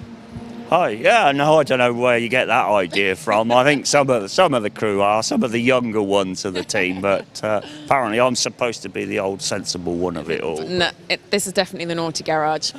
So, PMR, you guys, well, I just said, you literally do everything, don't you? Well, we try to. Hopefully we give a good valued service, and we try and do it professionally. So we don't want to spread ourselves too thin by saying we do everything. But, if somebody's got something that needs engineering or a project or something like that, or a shell to build or anything like that, we're quite up for that sort of thing. Yeah, we can come and talk to us and that. You've definitely made a very, very good name for yourself in the world of motorsport. Well, I hope so. We're working on it. You're only as good as your last victory, and I'd like to say that we won the last round at Brands, so we're getting better. But yeah, and we do a lot of in-house stuff really. So we're one of the only manufacturers within the touring car paddock that actually manufacture their own shell in-house. So that's quite an achievement. A lot of them sub that side of things out. So You know, we're trying to do that. So if anybody wants not just a touring car show doing, but we're a cage expert in general, really. We can do all sorts of cages in cars and all sorts of things like that. What's the benefit of you being here at MSD? It's getting just out there and a public face to the people you see on the telly, you know, come and meet it. You get some people come along with just randomly odd questions, and you never know who you're going to bump into, really. There's some good guys out and about, and we just like to sort of put a face out there, really, and chat and network and that, and get some of our customers and that out in one of our cars. We've not got a touring car running today, but we've got a Golf out there that we run in a championship. We're doing a few hot laps with the driver in that, and he's been out in the car, so yeah, it's all good stuff, really. Absolute alignment. Tell me about that, because that's a very state-of-the-art, very modern 3D wheel alignment. I'm going to pretend that I know what I'm talking about, but well, that's all right. That'll be really two of us pretending area. we know what we're talking about. No, we used to use the old-fashioned way with a string and a box, and yeah, that's pretty good. But we had the opportunity to get in with absolute alignment, and we started off trialling this and developing it with them, and it really is quick and so easy to do, and it gives you all the figures as well in one piece of equipment. Instead of a tape measure to do the toes, and then you need a camber gauge to do the camber and various bits like that. We can see it all on a computer screen at both ends of the car, all at the same time. That's the great advantage. So we haven't got to kind of move one thing and then that moves something else, but then we've got to go and measure that. It measures everything in one go, really, and it's so precise and it's repeatable all the time. At the end of the day, string is really good, but it relies on somebody's eye, and if you have a person, you know, yeah, and also we work in a crowded environment in a garage, and you've got a big string on two poles there, and if somebody just knocks it accidentally, throws it out, we can set the car up around that, and it's completely wrong. If with the absolute alignment, it's on a screen and we can see what's going on. It can't get knocked. The worst thing that happens is, say I'm stood here like I am now, it just beats up at you. The laser beam, you're stood in the way of the laser. Move to the side a bit and off you go again, and you don't need to reset anything. I mean, I've not seen this down in the World Touring Car paddock. Like, where, you know, how much are they? Is it in British Touring Car paddock a lot, or?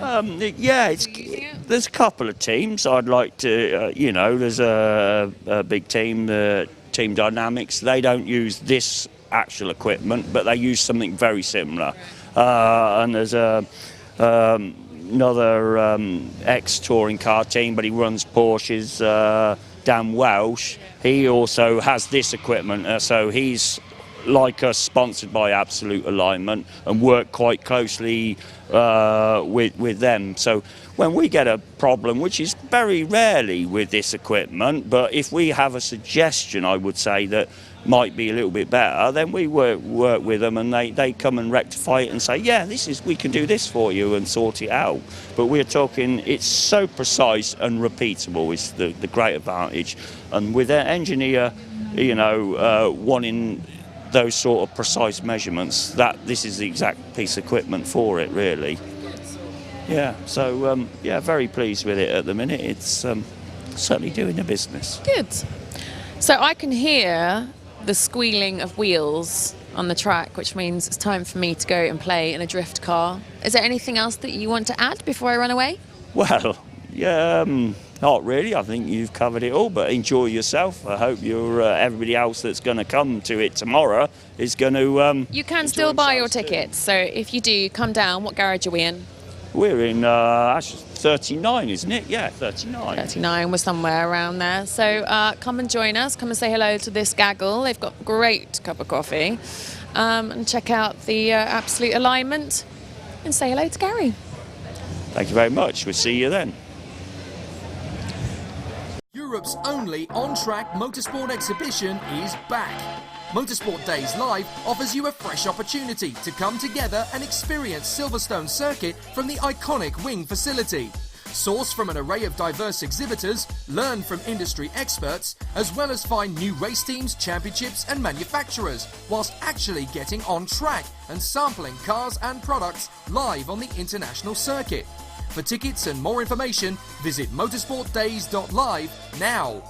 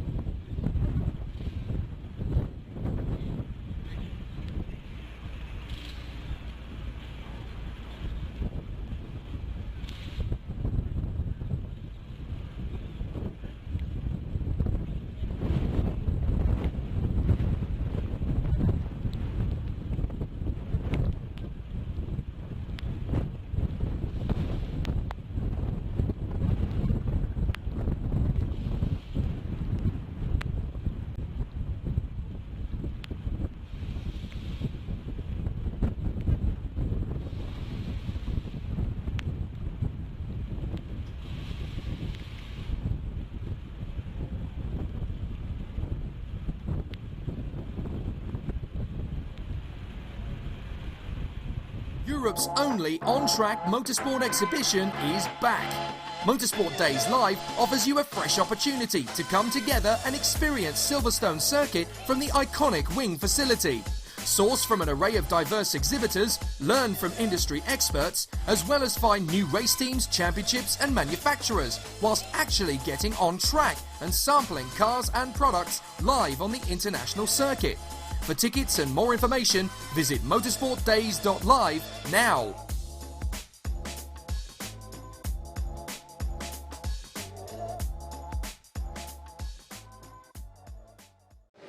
I am here with Ben Wibley, Event Director of Motorsport Days Live. This event has escalated somewhat, hasn't it? Absolutely, yeah. It's hard to think that obviously last year was the first event we had, and this year moving into second year, and it's changed so much. I mean, we've got 150 exhibitors, so we've gone up over a third compared to last year. We have well over 200 cars out on track, and expecting something around about 3,500 people to walk through the wing doors over the weekend. So yeah, exciting stuff. Tell us how this idea was born. It's a funny one, actually. It started on a golf course with a couple of my friends, and we going around, and I said, I've got this really great idea. A lot of everything we've done through the Motorsport Days brand has come from frustrations from myself. So, for example, when I used to test and go and race at the Nürburgring or Spa or wherever, I could never find who was organising the track and test days. So I decided to create a website, motorsportdays.com, which lists all the organisers, all the circuits. So we now list 2,500 across Europe. And then again, when I used to race, whenever I went to go and test drive somebody else's car, I thought, yep, I want to do that. How do I get involved? So we thought, let's create an event that's the right time of the year, that's trade focused. So over the last 8 years or so, it's kind of stemmed from there. I love how brains like yours work. That's really fascinating. And you've got some incredible people who are coming along. I mean, even down to the likes of Colin Turkington, who's obviously just won the British Touring Car. How on earth have you managed to get all that to come together? Yeah, it's been a huge task. I mean, I won't lie. It's been quite crazy. But yeah, we've got the likes of McLaren that have come on board, bringing their GT4 cars. We've got Radical bringing their Rapture, which is the first time that's actually been seen in public since Goodwood. We have FF Corsa with their Ferrari 488. So we've got the whole thing, as well as all the clubs as well. So we've got BRSCC, Classic Sports Car Club, 750, MSVT.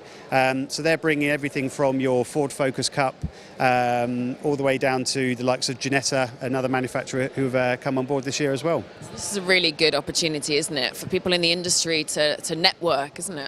Absolutely. I mean, the biggest aim that I want to do is pretty much our hashtag, which is getting you on track. And that's what we want to do. We want to make it easier for people to get on track, whether that be a track day, their first outing, or if they want to get into motorsport. This is what this event does. You know, you can come here, buy your kit, get your race license, test drive a car, take it out on track, sample before you buy. And that's how it is. That's such a unique opportunity, isn't it? Will we see you behind the wheel? Yeah, hopefully later today. I'm going to get a go in the Radical, which should be fantastic. And then Team Brit are here showing off their hand control system. So I get to have a go with that as well. And then potentially a few others I might try and blag along the way. But we'll see. Some work to do as well. Fun few days. Thank you, Ben. Thank you very much. Europe's only on-track motorsport exhibition is back. Motorsport Days Live offers you a fresh opportunity to come together and experience Silverstone Circuit from the iconic wing facility. Source from an array of diverse exhibitors, learn from industry experts, as well as find new race teams, championships and manufacturers, whilst actually getting on track and sampling cars and products live on the international circuit. For tickets and more information, visit motorsportdays.live now.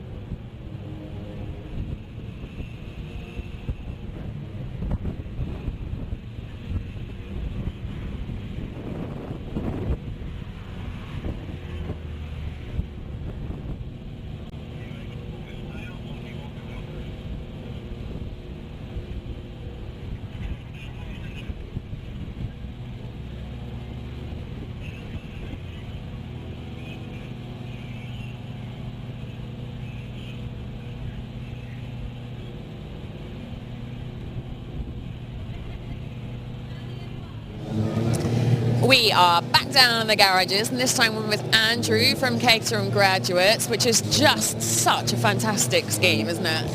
It's a great club. We've been running for about 20 years now, so and we enjoy racing our Caterhams. You've got an awful lot here today. Tell us what you've got in store. Well, we've got 3 of our classes represented. One is a Sigmax class, the other one is a 150, and one's a 135 class. So we're running 4 classes next season. We're having 7 race meetings. I can't tell you precisely the calendar today because we're out next week on it. So a bit of a teaser. Let's say we're going to have 2 Grand Prix circuits in it. We're going to have 1 overseas round. Yes, so and it's a great mix of circuits. Bark, our organising club, have done us proud. Your grids are fantastic, aren't they? It's very close racing, and that's what people like. But we're well mannered, and I don't believe that for a second. So far this morning, you've definitely not been well mannered, you little lot. Well, it is in the rain, so there we are. But no, we're unique. We actually believe we are unique, having a driving standards team within the club. So that's where we look after it. So we have cameras on all the race cars. So anything that anyone wants to report as a problem, or they think it's unfair, they can come to the driving standards team and they can talk to us, and we'll do something about it. Tell us what it's like to be a member. Well, membership, we've got 3 types of membership for next year. One's a full racing membership, covers all seven rounds. And we've got a new membership, which I probably can announce today, which is a trophy membership, which actually gives people access to 3 particular events at trophy circuits throughout the UK. So we're actually running a little mini championship within the main championship. And then we've got totally flexible membership, which is bring any Caterham to our spec or Caterham Motorsport spec, okay, and come race with us. Any of our meetings, if we've got spare space, come race a Caterham with us. And presumably it's open to people who have never raced before, all the way up. I mean, we take novices in. I can introduce you to a few of our guys who started with us as a novice, decided not to do the Caterham Academy. They came to us and came straight in. We look after them, and after a year with us, they're up and really enjoying themselves. I was going to say, I mean, it's a really good stepping stone, isn't it? You've got a really good ladder system. Well, that's Caterham Motorsport. We just forget the ladder in Caterham Graduates, okay? But actually what we do is we allow people to stay in their cars for as long as they wish to, and then upgrade if they want to. Yeah. The great thing about the product these days is it is easily upgradable.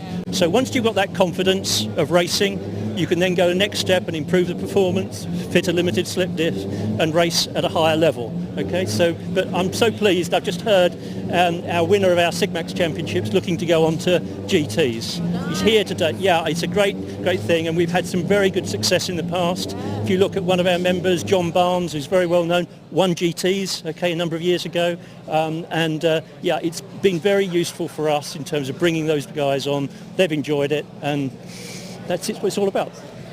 The Caterham is probably one of the best track cars, isn't it?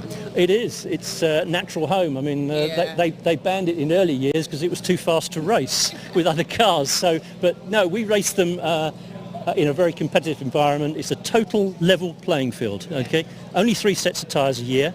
Okay, a season. Yeah. Closely scrutineered. We have our own eligibility scrutineer. Everything that you can seal up is sealed up. Okay, so we go racing on a level playing field, and it's basically the person behind the wheel that makes that difference. The atmosphere down in this part of the garage is really good fun as well. You obviously have a nice family atmosphere. Yeah, we could call it the Caterham family or the Grads family, as people like to refer to it. Yeah, I mean, it's important because people have got families. They bring them racing. Okay, we keep them safe in the paddock. Okay, they enjoy supporting their father or their mother, this, that and the other racing. And yeah, and we have people who want to come on their own. They want to come away for a weekend on their own. They get their free time. So it's a whole eclectic mix. And we go from, well, next year we have our first 16-year-old. Okay. Yeah, we got 16-year-old, and yesterday Michael Siegel was here. Michael is 76 and still racing with us. Too right, good for him. Why Motorsport Days? How beneficial has this weekend been for you? Well, we came last year. I think it's a great initiative from Ben Wibley, and we were successful last year getting the brand out there and people understanding that there are various options to race caterhams, and we're one of them. It's just a great time. I mean, where else can you get on circuit with a potential club member? It's great. So we've been fully booked out the last couple of days, and so far as we're concerned, it's a great success, taking quite a lot of interest, and looking forward to a good season. We look forward to keeping an eye on your calendar. Okay. I'll have a look for next year. Next week. Yeah. Okay. All right. Thank you very much. Thank you very much. Bye.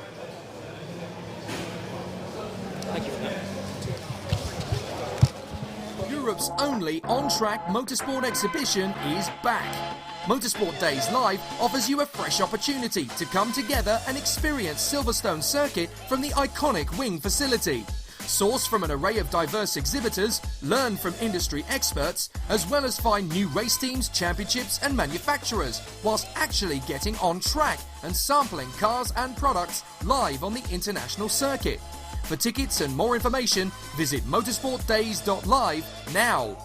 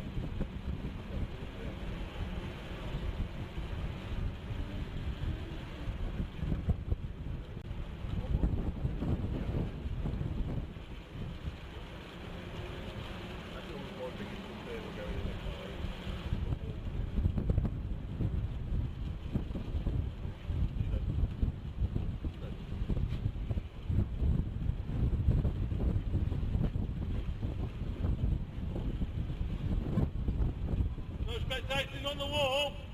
Can we get out, please? No spectating on the wall. Can we get out, please?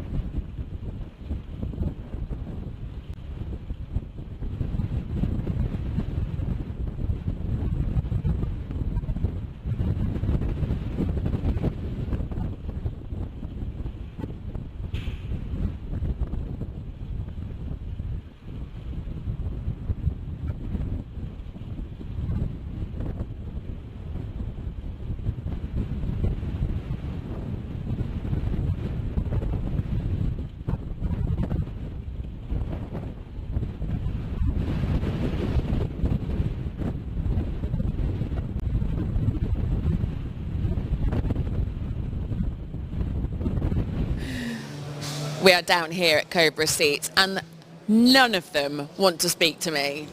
No, that's not true. It's up on this microphone. It's scary, is it, the microphone? All you have to do is tell me about Cobra. Okay, Cobra Seats. It's a company that's been around for 40 years. I've been at the helm for 22 years, having worked there for 30 years. My father started it in 1978. Grandfather helped him start it. His lifelong work was at ACs and Thames Ditton, making the AC Cobra interior. So he was a master trimmer, and that was his entire life work. Taught Dad everything he knew, and I started work with Dad when I was 22 years old. And that's amazing. What an incredible family history, story, generational. Yeah, and we're proudly UK only manufacturers, so everything we do is solely in the UK. The logo, in fact, we do have two names for the company. Cobra Seats is actually our official title, and we are mainly a seating manufacturer. But the branding for our motorsport range is Cobra Motorsport. The branding for the actual standard company, we've got 3 dots, which is the 3 generations, grandfather, father and me. My son started work for me about a month ago, so he'll be the 4th generation. I was going to say, that was going to be quite a difficult question, but it was running through my head. I hope you've got children. Yes, we have, yeah. Okay, so tell what is so special about your seats? Okay, I think it's the fact that we've been doing it for so long. It's all we do. We've only ever focused on seating. So if you compare us to some of the other motorsport suppliers that make seats, there's very few of them that only solely focus on that. There's quite a dilution of what they do in terms of equipment. We just do seats, and we don't just do motorsport seats. We do seats for commercial vehicles. We've done stuff for rail. We do a lot of military work, and we're quite a wide and varied company. Plus we're vertically integrated. Everything we do, we engineer ourselves in-house, so we have an extensive engineering facility. We do a lot of work and testing for road vehicles with VOS and VCA. We obviously do all our motorsport stuff is FIA homologated. And as I say, everything we do, all our research and development, all our design is all done in the UK in-house, and all of our own engineering production. Wow. So any names that you supply for that you can tell us? Yeah, well, we do over half of the B2CC field is our seats. We've got an extensive range of network of dealers and importers worldwide, 53 countries at the last count. I'm quite proud to say that over 50% of our product is exported still, which is hopefully Brexit won't change that, so we'll see. But yeah, and we've got a very strong brand that carries everything that we do. But motorsport really is the lifeblood of it all. So it's a tough market, motorsport, because it's one of the first to suffer when the economy, is in any decline. But it's a very, very strong part of the brand, and it carries everything else we do. So why are you here at Motorsport Days? If I'm really honest, I just wanted a weekend away next to a track and a bit of fun. So no, it's an unusual show for us, but it's very, very much more focused. And actually, the B2B and the networking is actually more important than the end user. The footfall's not been great today because of the rugby and the weather, but I don't mind that so much, because what we are getting is a very, very high calibre of customer, and actually it's just a good flag flying exercise. Yeah. And we've partnered up with KW, so we're in the same pits. We've got customers going out in cars enjoying our product, and it's actually the sharp end. So we can go and do shows like Autosport, but under the lights in a nice bit of carpet that you can't really tell what a race seat is, but you can go and sit in our race car over there, or you can go out and track with any one of these with our seats, and then you can really get a feel for what they do.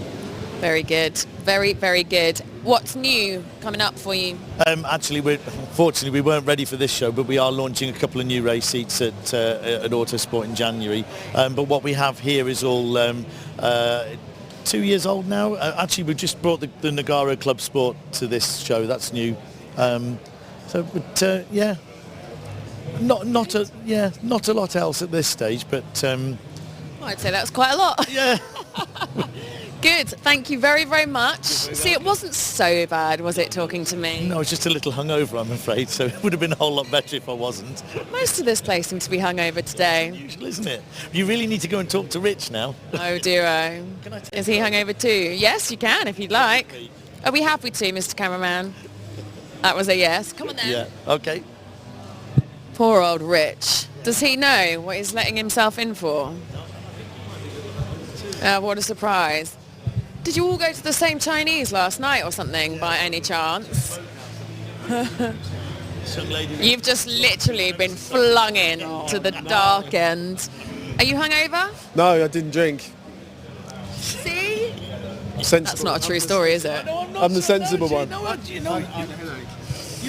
Yeah, I was talking all day yesterday and I didn't drink any water and I had a headache. But you drank enough for me, so it's fine. Welcome to the atmosphere down here in the garage. It's pretty standard motorsport land, isn't it?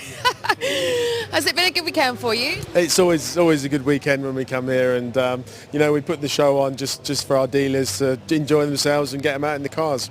And presumably you've had quite a lot of runnings in these beautiful cars. Yeah, it's been very wet out there, but it's the cars have gone out. The drivers were a little bit reluctant in the beginning, but we got them out there and we're just taking it easy. It was particularly wet earlier, wasn't it? But now it's much better. So tell us about should we go and actually go onto your stand, right, so that you've got some... I better stay with him. Yeah. Stay with me, look after me. Right, what's new? That's when Mark's with me. Don't worry, I'll hold you. Thanks, mate. What's new? Okay, so we're displaying here all of our KW competition stuff and our club sport stuff up the other end. Our new addition to our motorsport stuff is our four-way competition stuff. So on here you have the height adjustable, high speed and low speed bump forces. So you can really dial the car in. Your brand is everywhere now, isn't it? You just keep growing. Well, we're just passionate about what we do, and I think that really shows in our product. We appeal to a niche performance market, and we just hope we're good at it. What's the off-season like for you? Sorry? The busiest season. So the motorsport season for the motorsport guys is busy. Our road market is where we potentially make our money, and that's busy all year round, to be honest. It doesn't really stop from R&D to putting the stuff out there for the sales guys, taking the orders, to manufacturing it. We're always expanding our range, so always so much to do. What makes Motorsport Days so good for you? Just the interaction, really. It's the only event where we can really get our dealers out. We bring our dealers here for training and be able to get them out in a car to really show the product, and I think that's the biggest difference. Good. Well, I hope the rest of the day is successful for you. Enjoy and enjoy your hangover tomorrow. Thank you very much. Europe's only on-track motorsport exhibition is back. Motorsport Days Live offers you a fresh opportunity to come together and experience Silverstone Circuit from the iconic wing facility. Source from an array of diverse exhibitors, learn from industry experts, as well as find new race teams, championships and manufacturers, whilst actually getting on track and sampling cars and products live on the international circuit. For tickets and more information, visit motorsportdays.live now.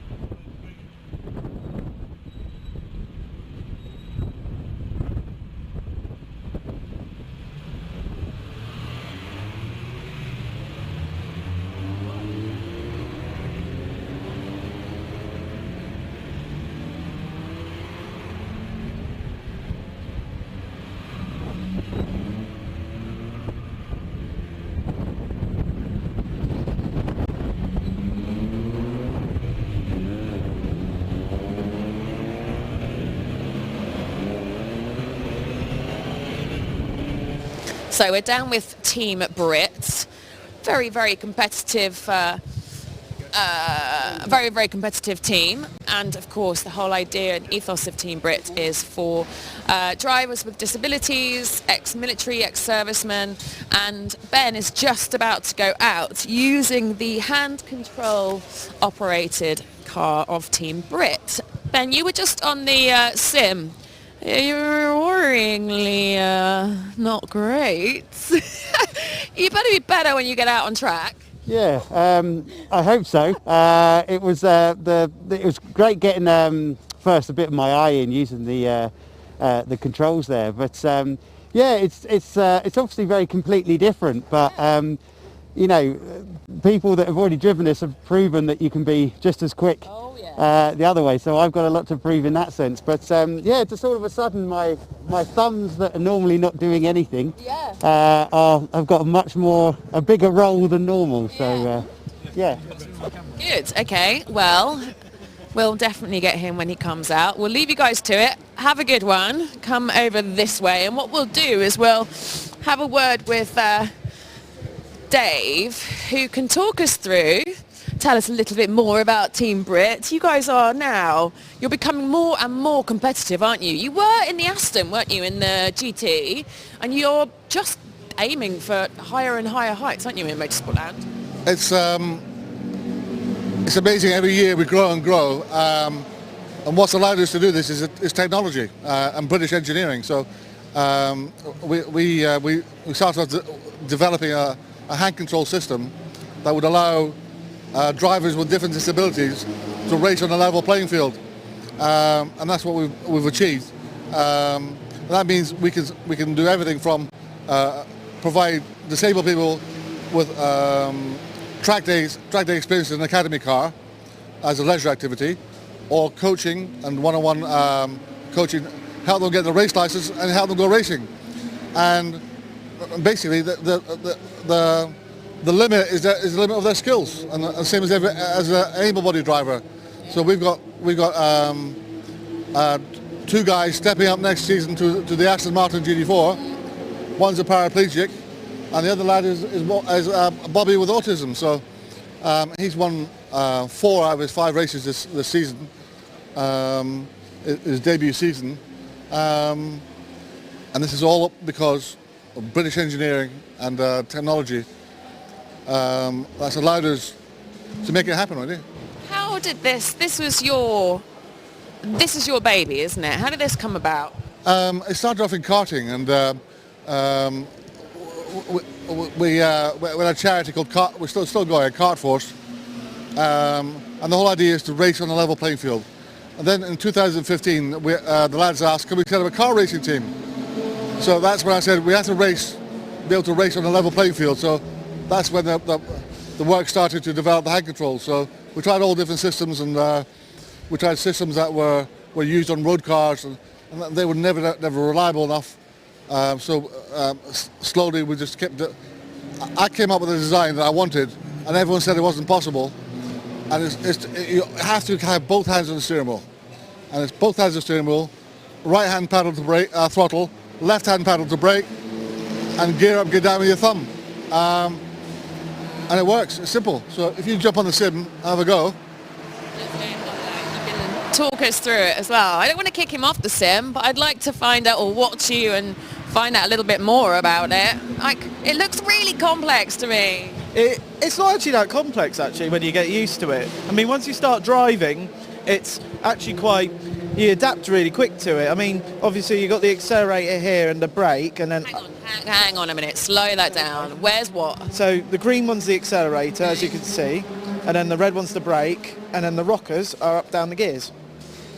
So once you get to understand it, it's actually quite simple to drive because you adapt really well. You have won 4 out of 5 of your races this year. Yeah, I mean, I wouldn't say I'm obscene, but it's just, I wouldn't be in a car this year without Team Brit, honestly. I mean, I'm living the dream in my eyes. I'm at the start of the year, I wouldn't expect where I am today, and I've honestly enjoyed it. I just hopefully next year, see what happens next year. And what's your hope? Like, what's your future hold? I have no clue at the moment, but that's the exciting thing, isn't it? I'm obviously going to remain with the team, but we'll see what happens. It might be, hopefully, try and do some brick car to drum up some sponsorship, hopefully. So we'll see. It's Silverstone that you're going around now. This is an incredible sim, isn't it? It is. It's Visaro. It's a very good Visaro sim. They've hooked us up with it and helped develop the controls and also.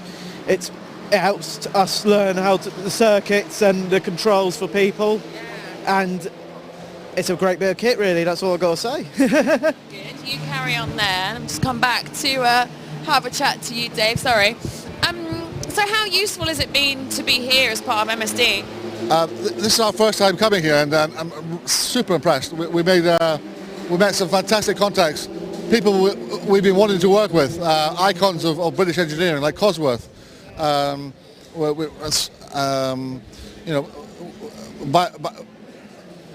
We've had an opportunity to sit down and talk and explain our system, show them how it works, and allow them to go on track. So it's all very well us talking about it and emailing each other, but for their engineers to come down and actually try it on track, it's made all the difference. So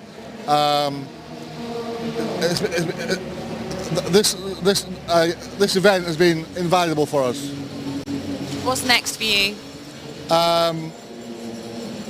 We've got 9 rookies for next season, 6 races, so we've got probably 3 cars in the brick car and 3 cars in the 116 trophy. So onwards and upwards. Yeah. Very inspirational. Thank you very, very much.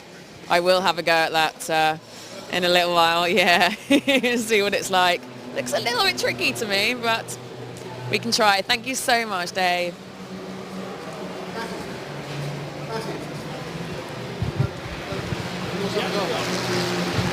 Europe's only on-track motorsport exhibition is back. Motorsport Days Live offers you a fresh opportunity to come together and experience Silverstone Circuit from the iconic wing facility. Source from an array of diverse exhibitors, learn from industry experts, as well as find new race teams, championships and manufacturers, whilst actually getting on track and sampling cars and products live on the international circuit. For tickets and more information, visit motorsportdays.live now.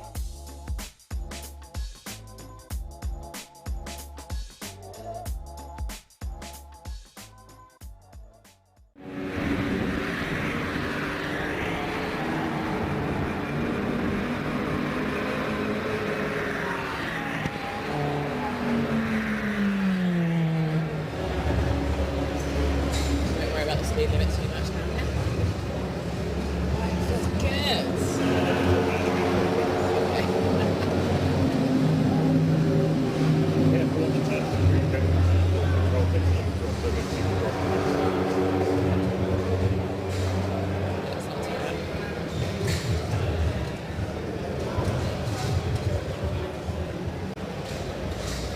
Alrighty.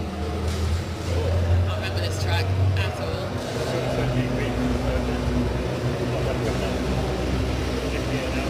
Oh yeah, I'm forgetting about my gears. I'm not even in. Yeah, I was in 3.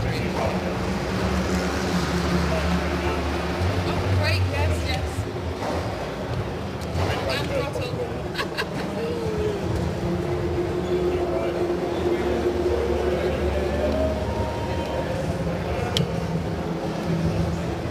Oh my god, I can't do the gears at the same time. I've also been driving it automatic for the last.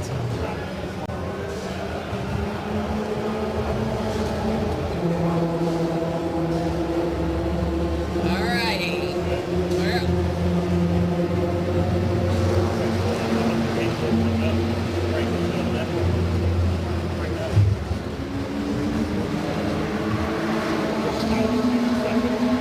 Yeah, gears are not happening. I might have to.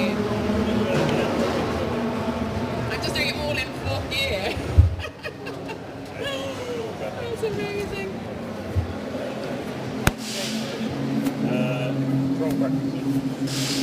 Out everywhere, they put the auto gearbox in control.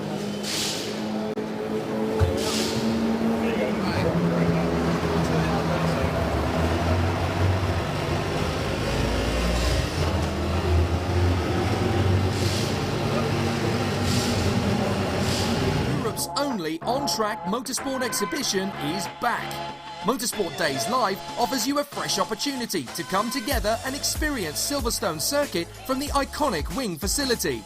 Source from an array of diverse exhibitors, learn from industry experts, as well as find new race teams, championships and manufacturers, whilst actually getting on track and sampling cars and products live on the international circuit.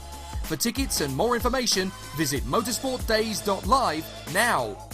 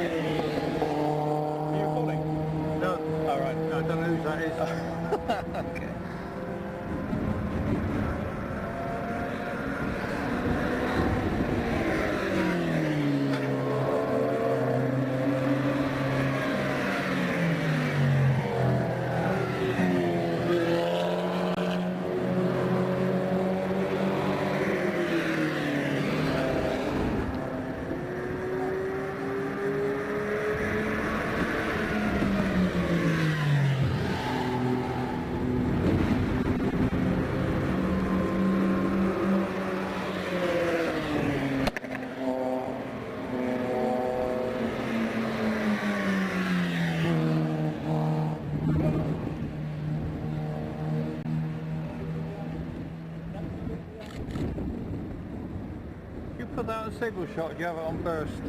I've got it on just continuous, so I can just hold my hand and figure it out.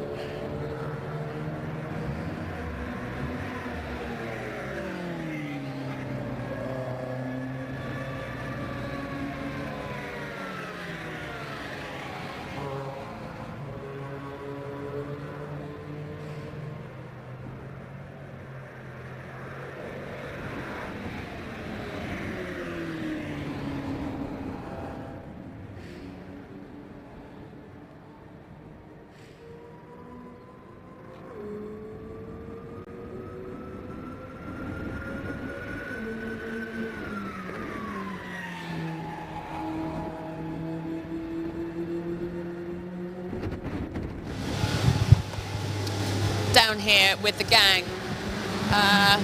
A VW Cup and TCR UK. I'm jumping in with you, Stuart, because we're live on Facebook, and once they've gone, then they've gone, and then we've got nothing to look at. So while you're manning them out, I thought I would grab you. You, as always, so many, or most of the people in the Motorsport family will know this face, or certainly know the name Stuart Lyons. You seem to take over everything and then develop it. You've done a very good job with TCR UK. Yeah, it was... when we picked it up at the beginning, it was... oh, there they go. I'll let them do it.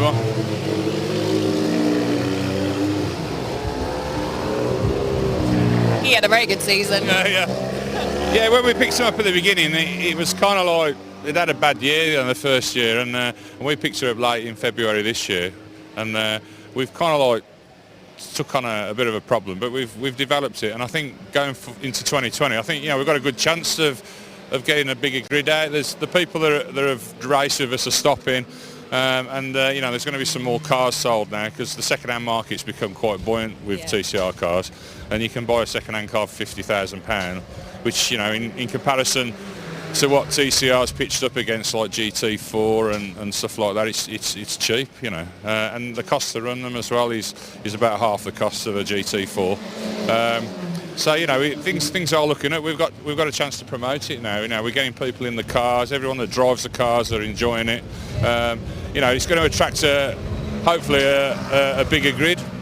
You've had some great battles as well this year. Yeah, the racing has been good, and running the meetings. We've run meetings for the last 10 years now, and whenever we've run a meeting, we always use the same format. We ran the bag trophy. It's far too cold out here.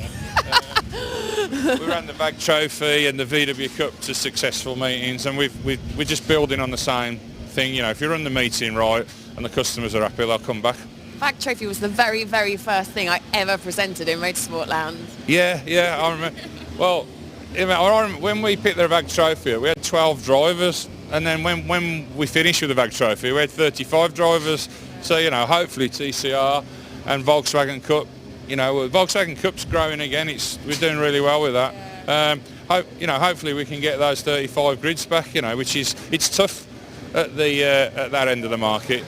It's tough. Presumably it's a bit of a good stepping stone for the drivers that are in it all. Yeah, the Volkswagen Cup's designed for people who are coming up from club racing, or they've maybe got an eye on going into BTCC. But TCR and Touring Car Trophy is definitely a stepping stone to BTCC. It's a minimal cost. Our target cost for the year is £70,000 to drive a TCR car, and to drive a VW Cup car is £45,000. So we're not. There's my fans, Vic Lee. We're not overpricing anything because we want people to take the step up from club racing, and also maybe there's a lot of people who can't afford to be on that Toker package. Yeah. So our new package that we're going to be releasing in a month's time is designed for drivers that maybe have got enough money to race something decent, but they can't get to that Toker package, which is an expensive place to be. Having been there for 3 years myself, yeah. So how beneficial is it for you to be here this weekend? Yeah, it's been good. We did the first one last year, and the weather was a lot better. I think the weather's hurt it a little bit, but sun's come out now. But no, it's been good for us. You never know when your next customer's going to come from. No. So, and the good thing is, we've had 2 or 3 drivers who had their eyes on racing in Porsches and stuff, and they've driven our car, and they've realised that the TCR car really is a better option for them. So they've got out, and it's kind of like changed their mind, which is good. So hopefully they'll come to us anyway. It's your season. I know the TCR UK and VW have finished. Anything else that you're working on? Yeah, well, one of our other drivers won the Brit Car Class 4 trophy last week, and next week is the last round, and he's got a chance of winning the whole thing. Nice. Yeah. Blimey, that's next weekend, isn't it? He's got a chance of winning the whole thing in a Golf TCR car, and he's up against Ferraris and stuff, and I think there's about 20 points in it. So next week we're going to be full on trying to get him on the top step. Yeah, fantastic. Well, I hope that goes well. When does your season start next year? I would imagine it's going to be towards the end of March, the first round. Yeah. But can't say too much at the minute, but we are making an announcement in a month which is going to be attractive to a lot of drivers. And also we're probably going to run an open test day for TCR and Volkswagen Cup cars, which will be free for licence holders to come and have a go before they make their mind up what they're going to race. We'll probably run that in January now. So Good. Let me know. I'll come and support. Good. Thanks, Stuart. Have a good rest of your day. Cheers. Thank you. It is bloody cold, isn't it? Europe's only on-track motorsport exhibition is back. Motorsport Days Live offers you a fresh opportunity to come together and experience Silverstone Circuit from the iconic Wing facility. Source from an array of diverse exhibitors, learn from industry experts, as well as find new race teams, championships and manufacturers, whilst actually getting on track and sampling cars and products live on the international circuit. For tickets and more information, visit motorsportdays.live now.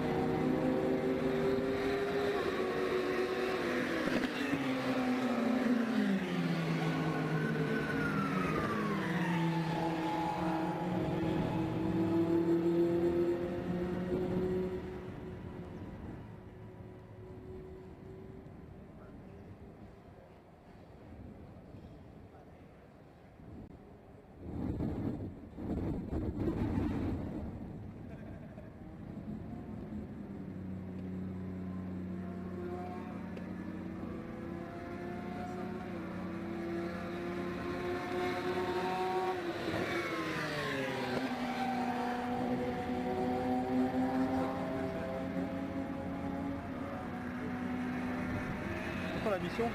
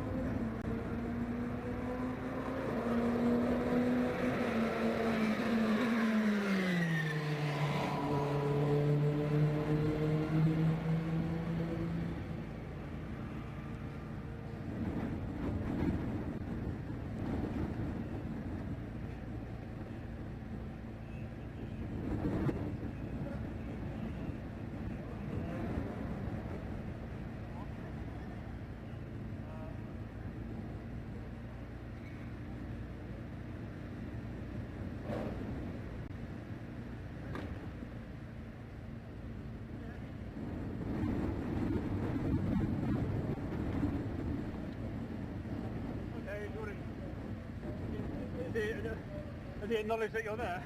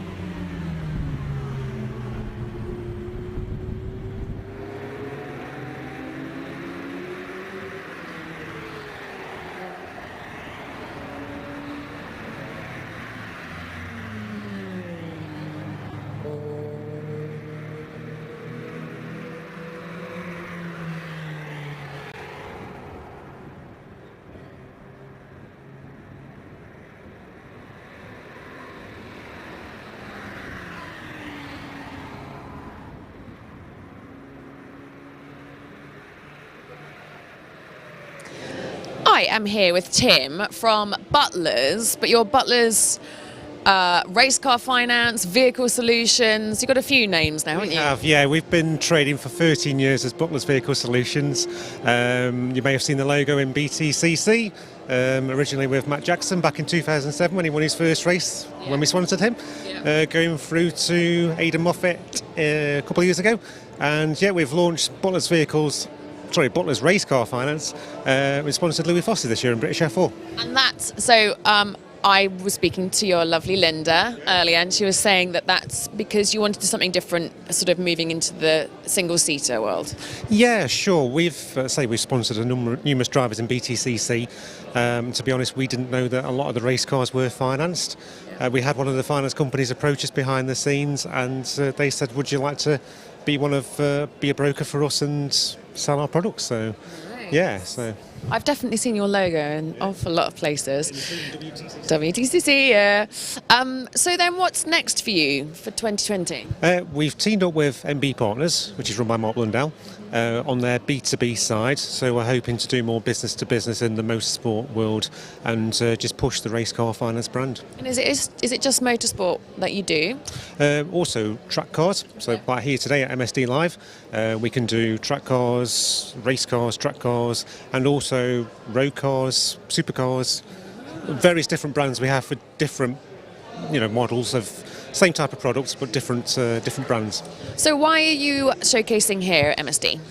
We thought it was a great opportunity to get out in the motorsport industry, showcase the race car finance brand in front of the correct audience. So. Has it been successful? Yeah, it's been really good. It's quite a new brand. Literally, it's taken about 12 months to launch, deciding on how to do it, that kind of thing. But yeah, really pleased with today. Busy bees then, I imagine. Good. Will we see you again next year? Hopefully, yes. Hopefully. Good. Looks like you've got exciting products on here on your stand. Yeah, we've got retro gaming, Toka touring cars, obviously the view of the website, and all the branding that goes with it. Great. Okay, thank you very much. I hope the rest of your day is very successful. Thanks, Alex. Thank you very much. Europe's only on-track motorsport exhibition is back. Motorsport Days Live offers you a fresh opportunity to come together and experience Silverstone Circuit from the iconic wing facility.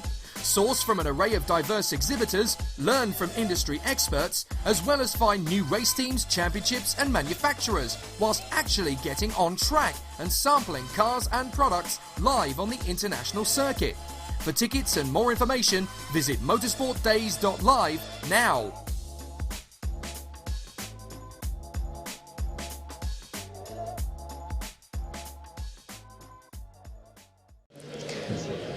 BRSCC, a name that everybody in motorsport knows, and you are just the club that keeps on giving. You grow and grow and grow, don't you?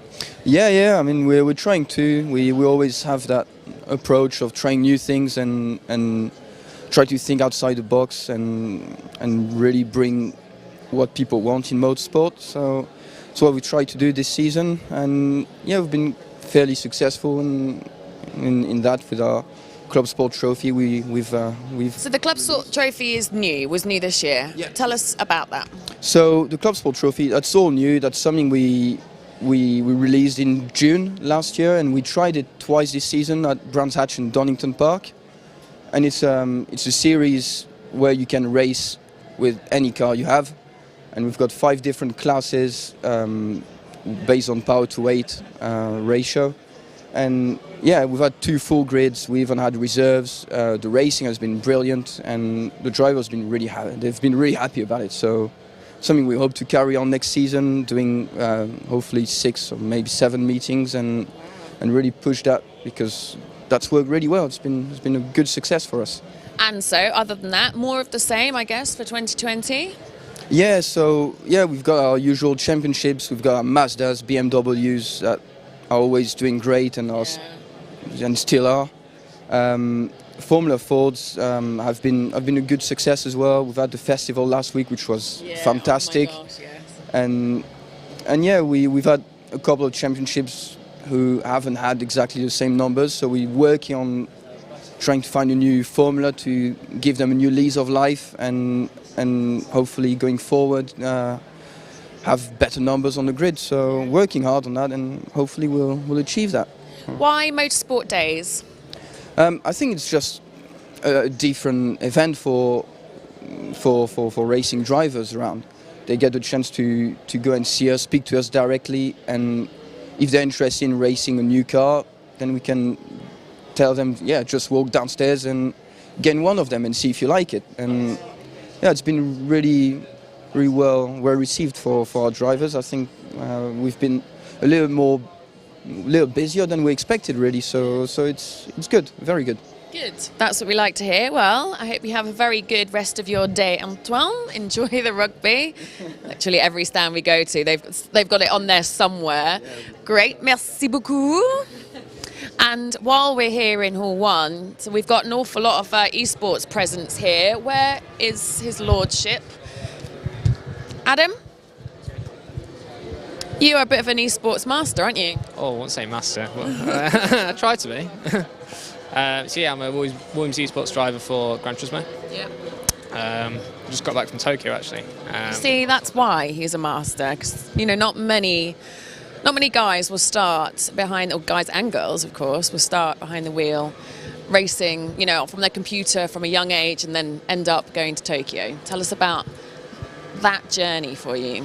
Yeah, so I've always played Gran Turismo since I was a kid. Like 6 years old on the PlayStation 1. Started driving competitively in Gran Turismo 5 around 2010. There was a competition called GT Academy, which turned the sim drivers into real racing drivers. Yeah. I finished second overall in 2013, so I just missed out on a racing contract with Nissan. It was so close. And then I had a bit of a break, a bit of a downer after that. But then they announced the FIA Championships, which is all to do with sim racing. There's no real prizes for real drivers or anything, but we get to travel the world and actually do these competitions all around the world this year and last year. So it's been a great journey. Why do you think it's grown so much over the last couple of years? I think because it's getting harder and harder to actually get into a real seat. Money plays a massive part of that, and I think it's getting even harder to get sponsors. So people are looking to sim racing for a cheaper alternative to get closer to racing. And nowadays, it's so lifelike, isn't it?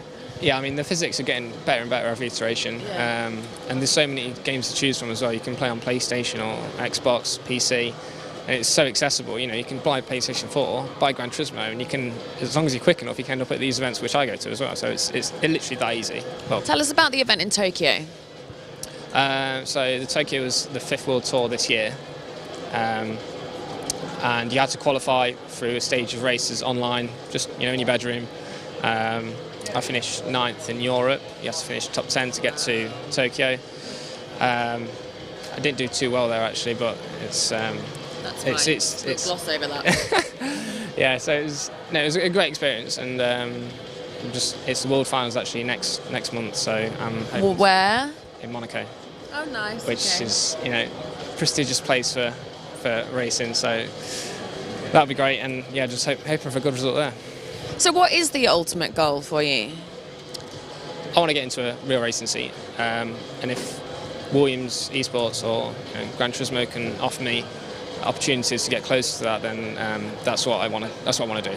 You'll just keep on doing it until you get there, presumably. Exactly. Yeah. And do you also go out karting or anything like that as well? Not competitively. Actually practicing for these events takes up so much of my time. It's actually hard to get free time to do things like karting. I do enjoy a bit of karting every now and again, yeah. And is it a potential professional career for you? I'm not sure. I think it's getting there. Sim racing is taken off past few years. It's really taken off, so I can probably see it going that way. I think some people are already, on iRacing and stuff with massive prize pools. So I think it's a bit of a way off from Gran Turismo yet, but who's in a few years' time, who's to know what's going to happen. Tell us about this Williams Esports stand and what makes Williams Esports so good. So we've got 4 drivers for Gran Turismo, but we've got over 20 drivers across multiple games. We try to bring Williams Formula One credentials closer to sim racing drivers and the team. So we're trying to win everything on every platform and every game. Yeah. Here we're running Dragon Trail, which is a Gran Turismo track. And I think we're running a Mercedes-Benz, and we're just trying to get people to jump in, feel what the game's like, and try to get an experience of what we actually race with when we go to all these events. Which one of these three are going to win? It looks like he's having a good time, the one in the middle. He looks like he's very focused, doesn't he? And he's got his racing boots on as well. Yeah, it is. Yeah, taking it very seriously. Yeah. Good. All right. Well, I wish you the very best of luck in Monaco. Thank you. And all right, I look forward to seeing you behind the wheel of an actual car, having succeeded through this journey. Yeah, I hope so soon. Yeah, thanks. Thanks, George. Cheers. Europe's only on-track motorsport exhibition is back. Motorsport Days Live offers you a fresh opportunity to come together and experience Silverstone Circuit from the iconic wing facility. Source from an array of diverse exhibitors, learn from industry experts, as well as find new race teams, championships and manufacturers, whilst actually getting on track and sampling cars and products live on the international circuit. For tickets and more information, visit motorsportdays.live now.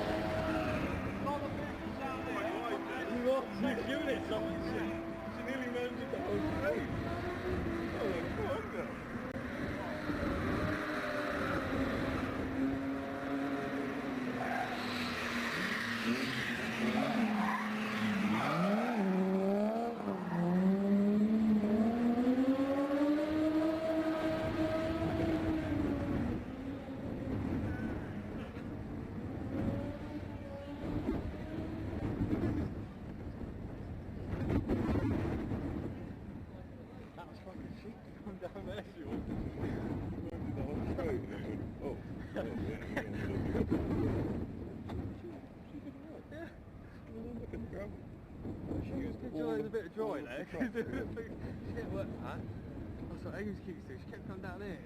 I even scroll my speed, and it's like, oh, it's working straight on. Yeah, getting a bit, isn't it? Wet one side and dry the other side.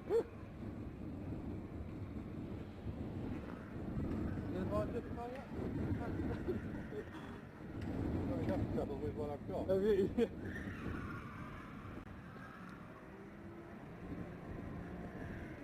Oh, that's a 357.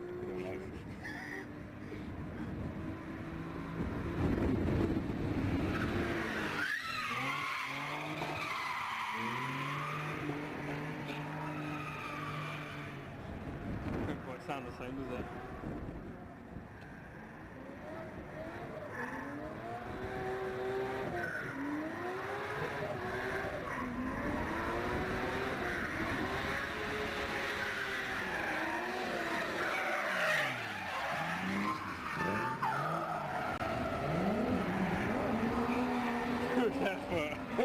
I like it. Yeah, I was riding that one.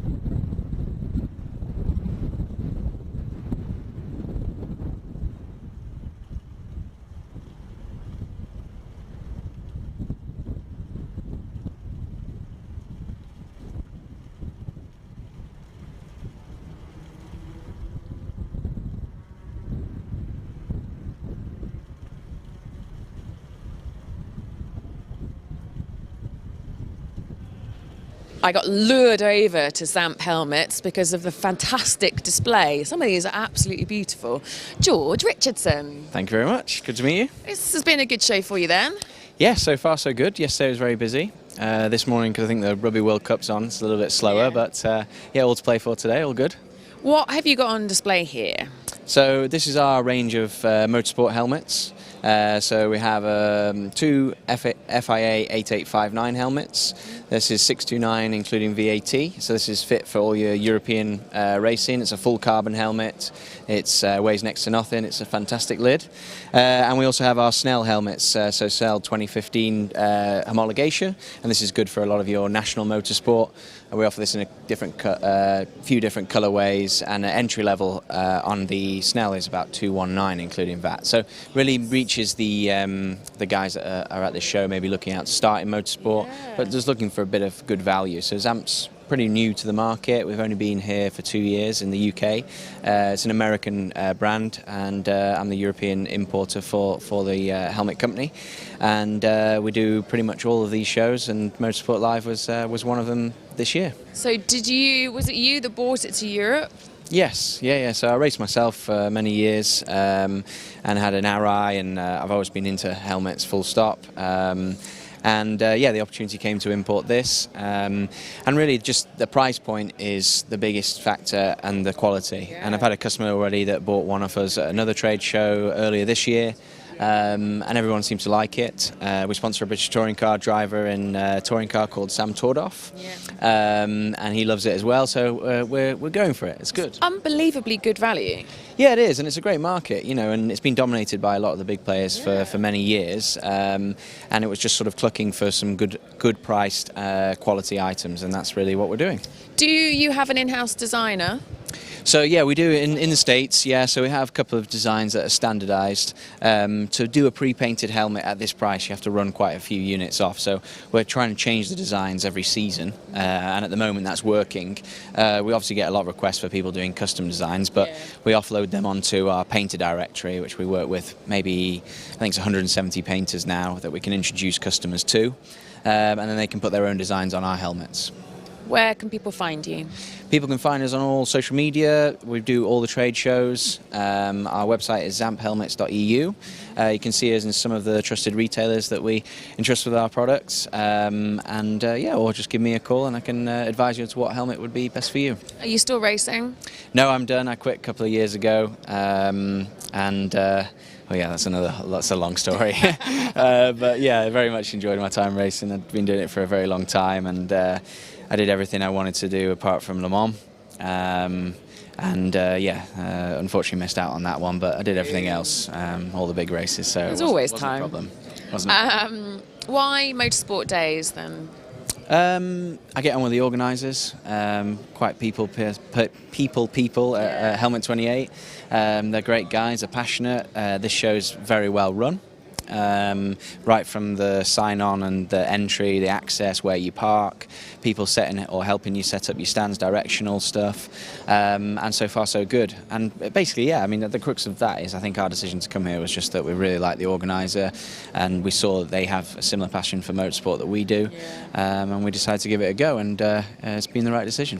Good. Well, I really hope the rest of your day is as successful as yesterday. Yes, thank you. And we look forward to seeing you next year. Great, thank you very much. Europe's only on-track motorsport exhibition is back. Motorsport Days Live offers you a fresh opportunity to come together and experience Silverstone Circuit from the iconic wing facility.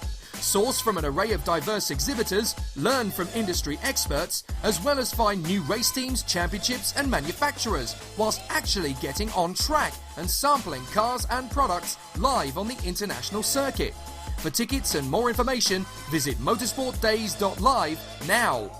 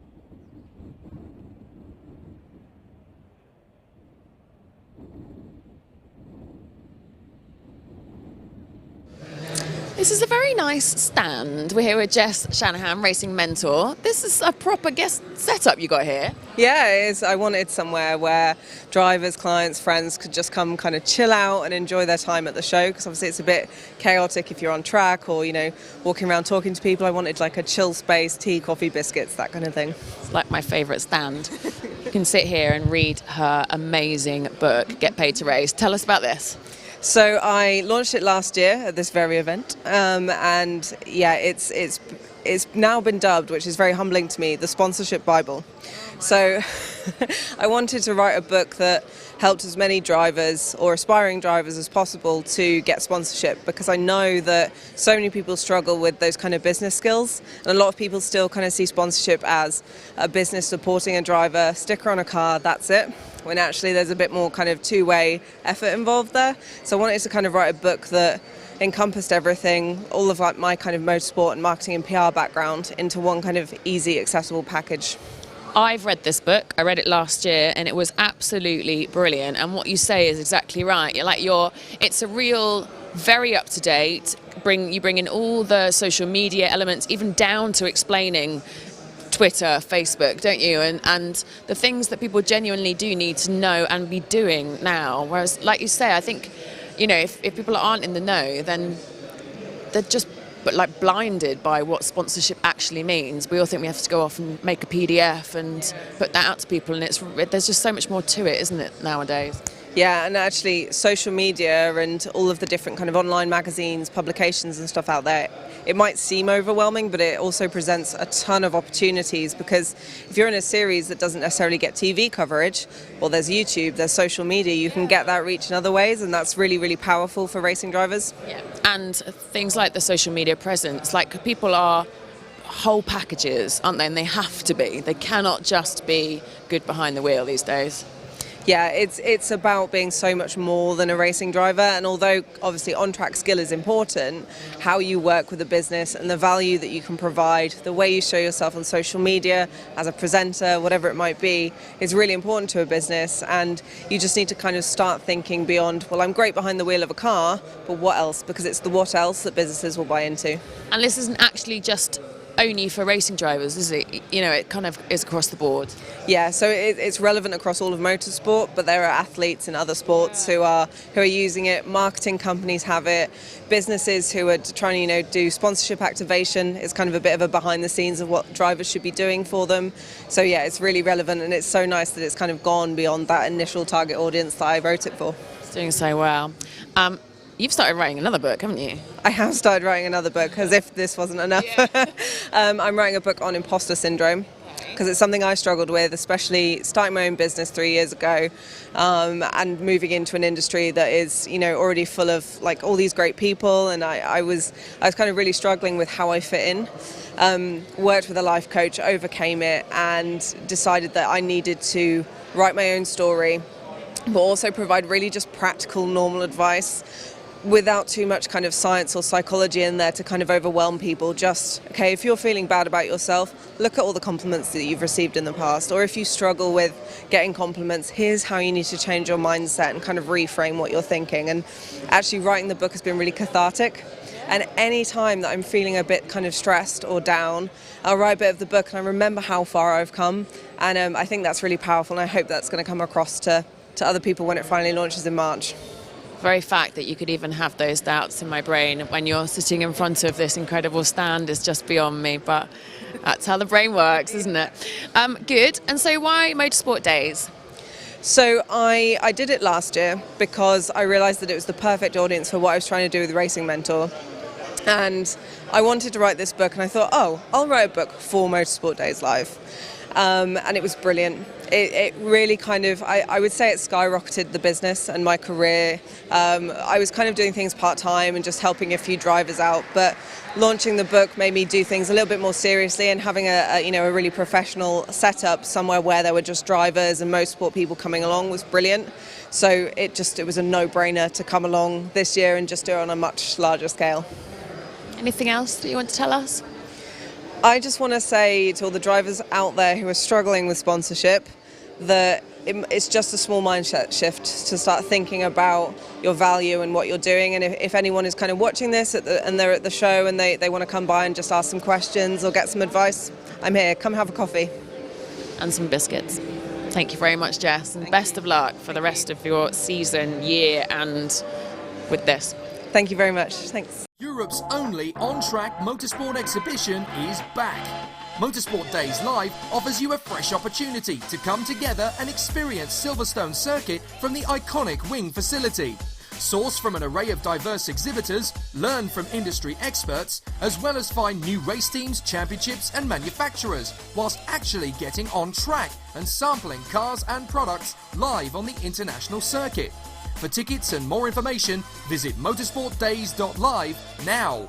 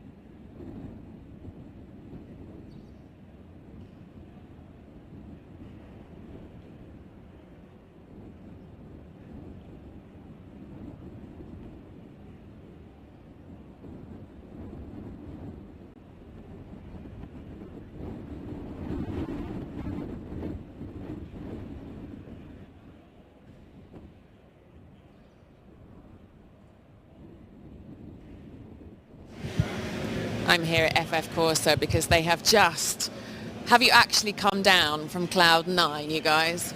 Yeah, I think most of the team are just about back on the ground now, yes. Triple win, was it, recently? Well, we had the win in England and then the 2 wins in Mugello, and one of them being the Ferrari World Final, which makes us the Ferrari World Champions in challenge cars. That's incredible. And it was Adam and this beast here, wasn't it? Yes, yeah, Adam Carroll. Yes. Yeah, so that was only, 2 weeks ago. So. That's incredible. And so, tell us about what you're here doing today. We haven't been to this show before. We were invited along and we thought we'd just come along and see what if it was beneficial for us. Has it been beneficial for you? I think in some respects, yes. Yeah, we had a lot of interest and we're getting a lot of media coverage as well. So yes, I think it could be good for us. Good. And the cars have been heading out. I've seen them go out a few times on track today. Or no, that's not true. This one hasn't, no. Yeah. I think if we did it again next year, then yes, we would get them out on the track. Yeah. But we didn't really know what to expect this year. I think we would.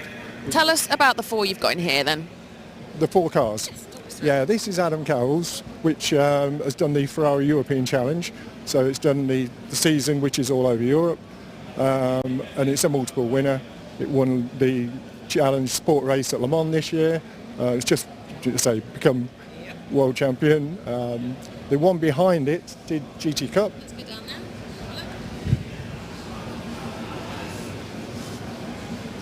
So this is a car which was driven by father and son, Graham and Dan DeZille. And they had 8 wins in this in GT Cup this year. So that was a good success as well. And then this is a 458 Challenge car, which we brought along. This is one of our cars, which we'll rent out. And the same with the car in front, which is the 488. That's one of our cars as a company. We can rent it out for races or track days or testing. And that's also done Challenge and Brit car. Tell us more about what you offer your clients. We're like a turnkey operation. So we store the cars for the clients.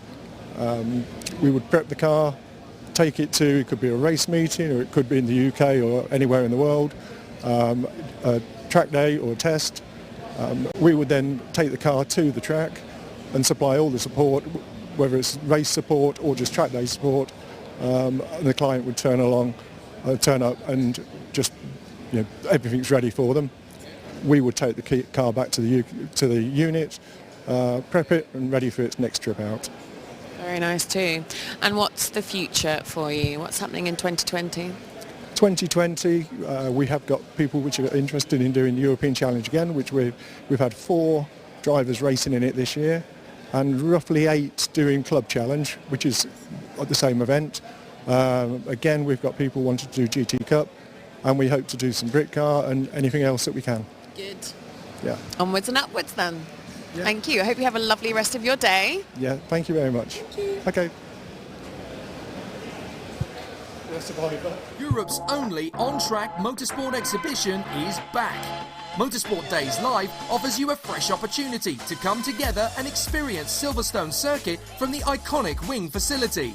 Source from an array of diverse exhibitors, learn from industry experts, as well as find new race teams, championships and manufacturers, whilst actually getting on track and sampling cars and products live on the international circuit.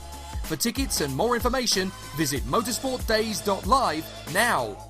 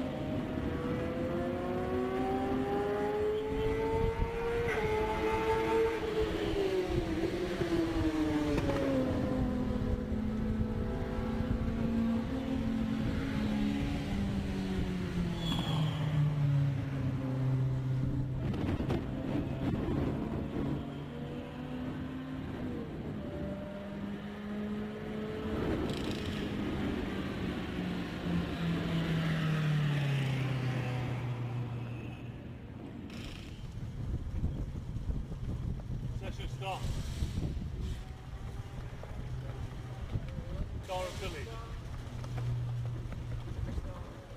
Cara Village, I don't know what it is.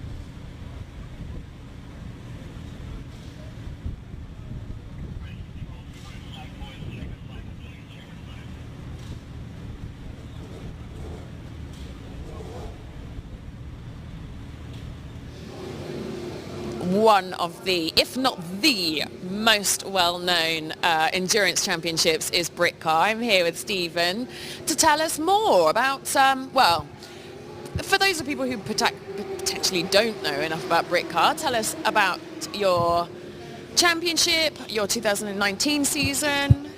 Well, Britcar is a championship for GT cars, touring cars and hot hatches basically as well. Run over 2 one-hour races and a weekend with a 30-minute qualifying session and warm-up as well. This year we had a real 3-way fight for the championship, which is still going on to around next weekend. Next weekend's night race, isn't it? That's right, very exciting, and they've got 2 hours into the night on the Sunday as well, which is really exciting. Looks like it could go one way at the moment, but there's still a chance. Yeah, Bailey and Schultz, yes, they topping the. But it stayed much the same through this season. They've been one step ahead. Last round, none of the contenders actually won their class, so they all sort of stayed on the same level between each other. Britcar is so good. Good. So 2020, you've just recently announced your calendar, haven't you? We have indeed. Provisional, of course, at the moment, as everything is until the new year. We're splitting the GT cars and the small, what I call hatches, class 5 and downwards, and we're going to make them into a trophy series. Okay. Yeah. Can you tell us more about that? Yeah, the trophy series is for basically production sports cars and saloon cars. In 4 classes possibly. We've still yet to organise the regulations for that. We're going to run 2 50-minute races and a qualifying session on one day of the weekend. Some of them will be on the Britcar Endurance weekend on a separate day. Others will be standalone meetings. So slightly shorter races then? That's right, yes, to cater more for the production single drivers basically and the small fuel tanks they have so they can contain it within one race. So that will be extremely popular. Tell us about the 3 cars you have on your stand today. The 3 cars we have on our stand, we have the Mini Cooper, which is in Class 4, will be eligible for the trophy next season. That's been raced by Daniel Woodard elsewhere this year, but raced with us in the past and we're looking towards racing with us next season. We have the Smart 4.4. This is really, really something special. This is the fastest Smart you'll ever see, 350 brake horsepower, turbocharged. Basically engineered by Rob Baker, almost over-engineered. Everything under this bonnet and under the frame of the car is handmade, hand-built, designed and engineered by Rob himself.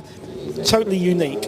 Looks properly pimped as well. Yes, it does. But it sounds good. It does indeed, yes. And then we have the Ginetta G55, a very, very standard sort of race car. You can, out of the box, it's a good race car, like a Porsche 911. Not going to get much trouble with these. It's a production line car. This race is in Class 3. This is the Simon Green car of Lucky Kira and Lee Frost, which also races in other championships as well. It's a standard car for Class 3 and he races against the Porsches and some BMWs as well. You haven't been running any cars, have you, here this weekend? Is that something that you might do another year, MSD? We would like to. It's not in our hands, unfortunately. We could get people to run them, and I believe something fell through at last minute. Never mind. Has the show been good for you? Yes, yeah, but again, it's always good to catch up with old friends, which is a lot of what all these shows are about, but also we get a lot of new inquiries as well, particularly on the trophy side of things. It's a very competitive market on this small saloon car racing. We think we can offer things on a cost-effective basis that other championships may not. Also, you're part of an established Britcar brand as well. So many times today I've spoken to various different motorsport championships and cups, and always the paddocks are, like, the camaraderie in the paddock is incredible, isn't it? Britcar is another one that's really renowned for that, isn't it? It's much, much more than a race meeting. Yeah. It is a club, a community, someone said today. Yeah. And yes, that is a good way of putting it. It's everyone's friendly. There's a lot of respect on the track. Yeah. There's a lot of friendship in the paddock.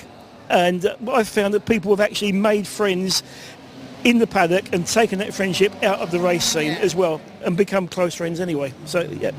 It's one thing we really love about this championship. It's a total community. Yeah. Good. Well, Motorsport World loves you too. Oh, thank you. Well, thank you. Hope you have a very good rest of your day, and best of luck for 2020. Thank you very much. Thanks. Europe's only on-track motorsport exhibition is back. Motorsport Days Live offers you a fresh opportunity to come together and experience Silverstone Circuit from the iconic wing facility. Source from an array of diverse exhibitors, learn from industry experts, as well as find new race teams, championships and manufacturers, whilst actually getting on track and sampling cars and products live on the international circuit. For tickets and more information, visit motorsportdays.live now.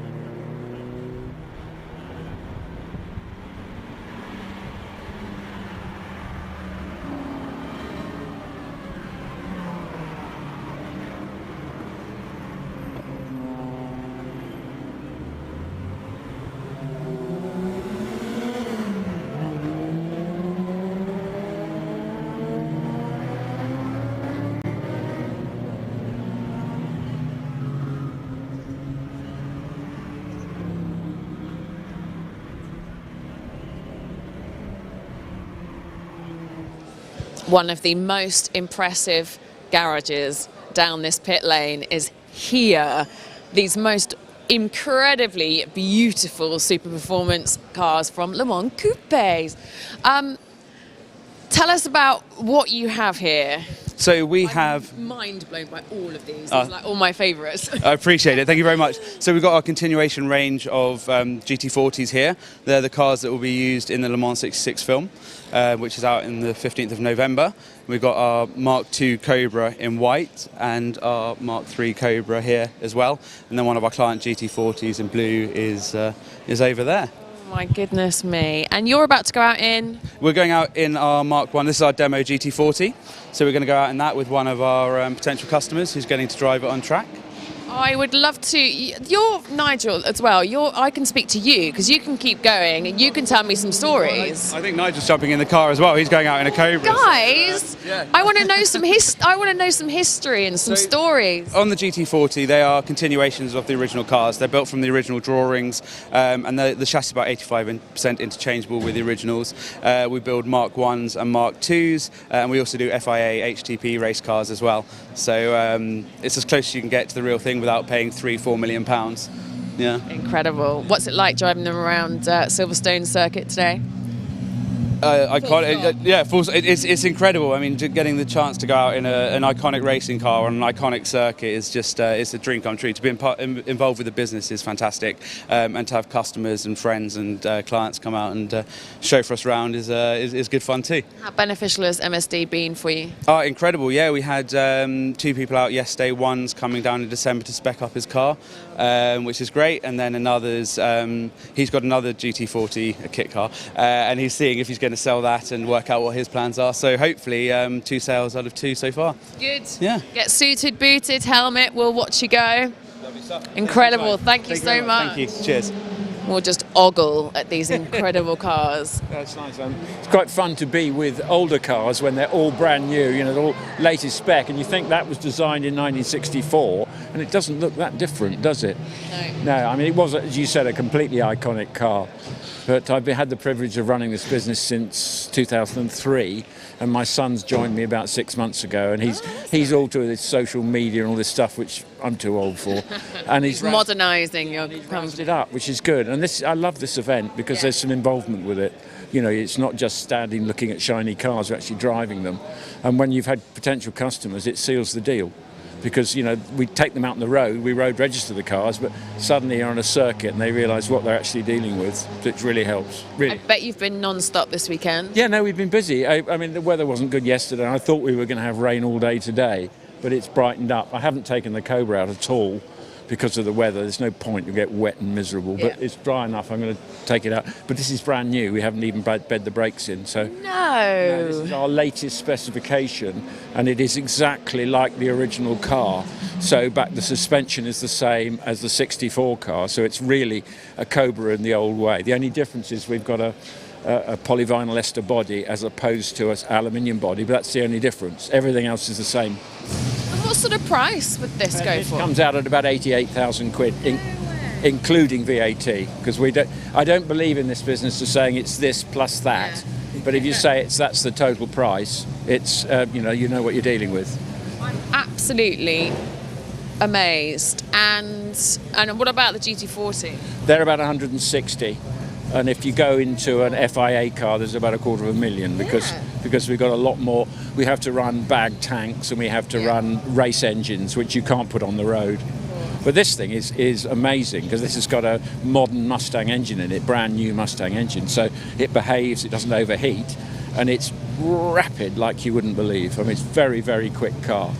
It's literally the sexiest thing ever, isn't it? You don't know what you're doing. Yeah. But the thing is that with this Mustang engine, it's the latest spec, so it's like the 2019 Mustang engine, and it's variable valve timing and variable intake length, which means it's got torque from nowhere.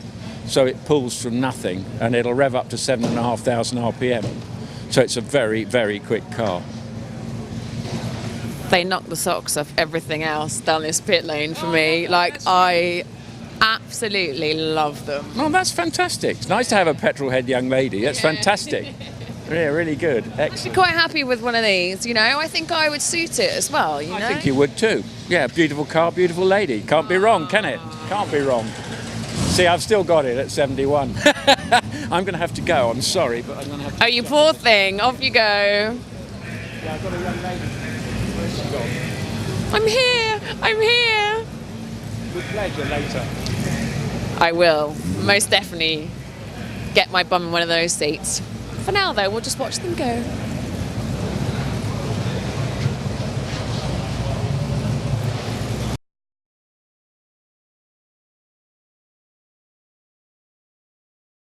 Europe's only on-track motorsport exhibition is back. Motorsport Days Live offers you a fresh opportunity to come together and experience Silverstone Circuit from the iconic wing facility. Source from an array of diverse exhibitors, learn from industry experts, as well as find new race teams, championships and manufacturers, whilst actually getting on track and sampling cars and products live on the international circuit.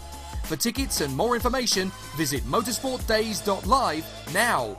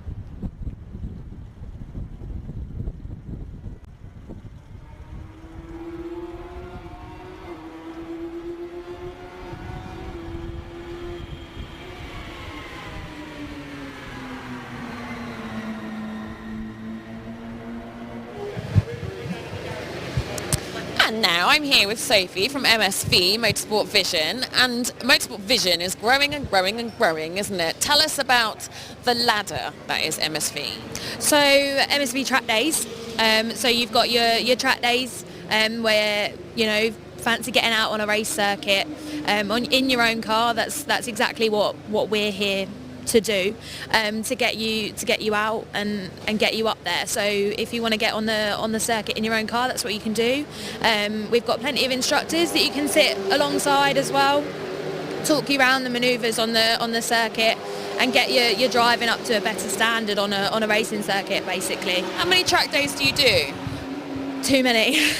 Yeah, too many to even think of, to be honest. So obviously we operate at the 6 circuits around the UK, all the MSV circuits, and we operate all our track days throughout the year, you know, 3-4 a week. Because you've still got a lot even from now to the end of the year, haven't you? It's not like you close up for Christmas. We do. It's like 16th of December, I think, that we stop. So it's all going until Christmas, basically. And then, so you have your motorsport, your MSV track days, but then there's a progression route, isn't there, for drivers potentially?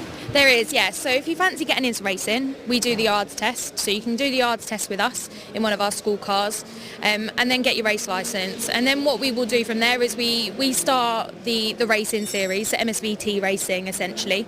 So you've got your track day trophy, which is your novice inspired racing series. So for those who want to really start getting into it, come and do the race with us. We've got a specific novice class, so it's a class power to weight structure.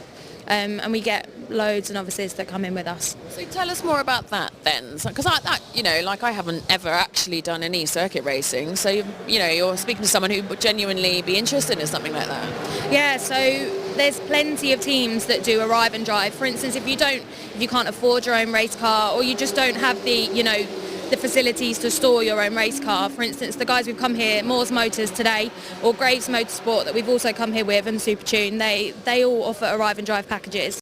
So they'll have the car, they'll bring the car to the circuit with you, they'll run you for the weekend, and all you do is turn up and drive, basically.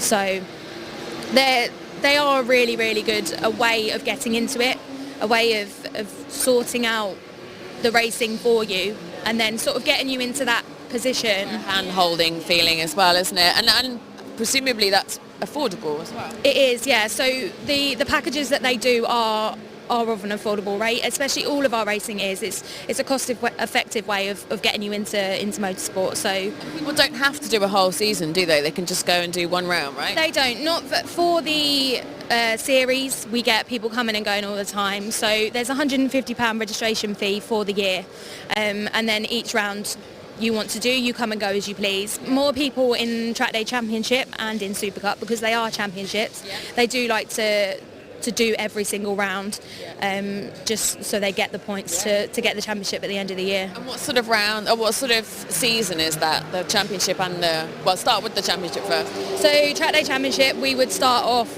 in April. And every month we would have one. So for instance, this year we started off at Donington on the 7th of April, I believe it was. Worked our way up, went to Zandvoort a couple of weeks ago. So that was a good away round to get the cars to, which was amazing. Everyone loved it. We went there last year as well, and it was a good turnout. Yeah, it's good fun. And then tell us about the Super Cup. So this your Super Cup cars, isn't it? Yeah, so this would be a Class S car, so the top spectrum. So again, it is power to weight ratio for 3 classes. So you've got Class B, which is your slower cars, and then going up to an A and an S. So this would be an example of an S class car. So previously it was classes S and A in Track Day Championship. What we did, we took that out and we put it into their own championship, basically, with the addition of a Class B. So the cars that we would typically see are your Seat Cupras, your TCR cars, your M3s, your JCWs. We've got a VW Scirocco. It's very much a wide variety of production-based and modified production-based saloon cars. Amazing.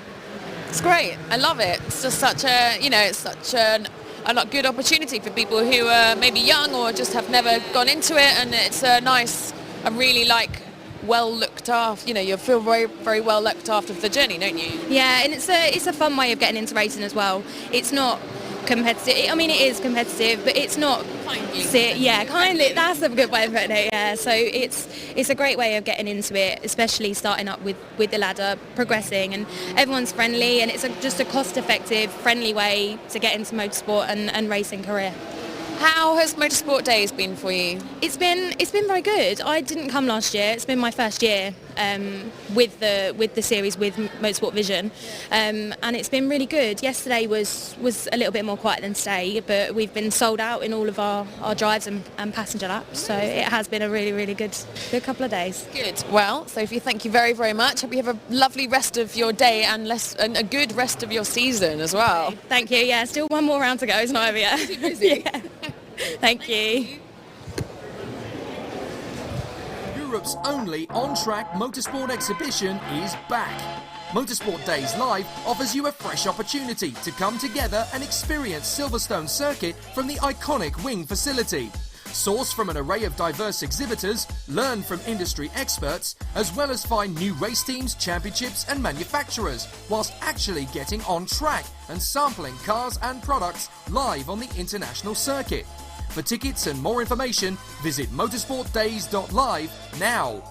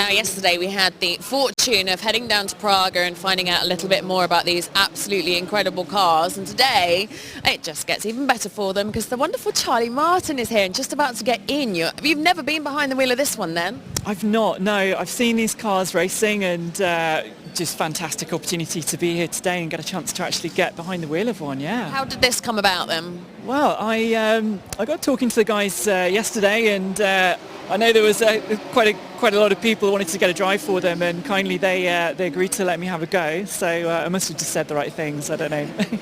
You've had a good few years, haven't you, of racing? Tell us about this season. Yeah, so something like 14, 15 years now behind the wheel.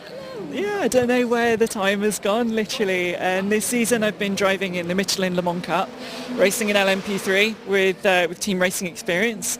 So it's been a really amazing season, you know, driving in that championship, and the car's just been incredible.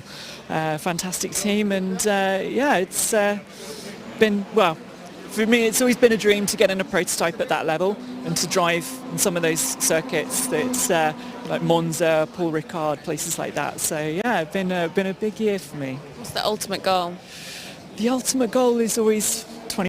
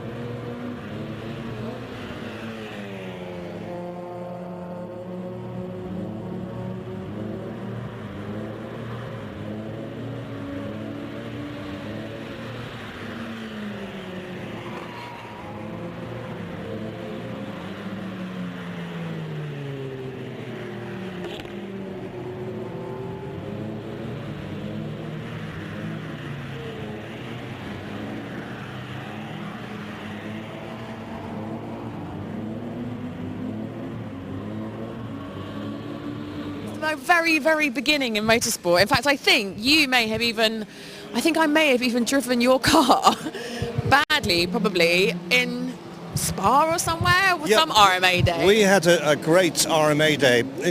It was also combined with GRC, the Goodwood Road Racing Club. That was fabulous. A couple of days, very good dinner, staying in a fabulous hotel, all that sort of stuff. Yeah, it was very nice, wasn't it? You've just driven the Praga. What was it like? Well, baptism by fire, because we put slicks on, which I think was a mistake. Okay. And the session had started slightly early. But as soon as I went out, I lost all the temperature in the tyre, and it then was like driving on ice. Oh my word. So I only made 3 laps, Oh dear. came back in, and that was it. So, I mean, it's a brilliant car. I tested LMP3 here a couple of years ago. I raced at Le Mans in LMP 675, so I'm very familiar with this style of car. It's like a single-seater with mudguards and a little bit of a roof. But it's most definitely not a saloon car or a GT car. It's a proper pucker racing car. They're not, I mean, I've heard the name, but I mean, they've actually been around for like years, haven't they? Yes. Since time began, like 1907, I think the actual brand was born. Is that right? Yeah. I came across them at Celtic Manor in the summer. There was a bit of a car show there, and they had a car on display, and I took a great deal of interest in it, and they said, come and test it. So here I am. Nice too. And so is this a new partnership, maybe? Yes, possibly. We'll just do our own little deal here. Absolutely. It's really the story of my life. I just turn up for a test and something happens and maybe it goes well. Maybe a sponsor gets interested. Tough life, isn't it, Ansley? Well, it's my 44th year of racing cars. Yeah. So you're allowed to have that privilege now, aren't you? nothing's ever guaranteed in life, but if you put your face around at events like this, you're increasing your chances. Where are we going to see your face 2020 then? Well, hopefully at the Goodwood events, members meeting, of which I'm a house captain. Yeah.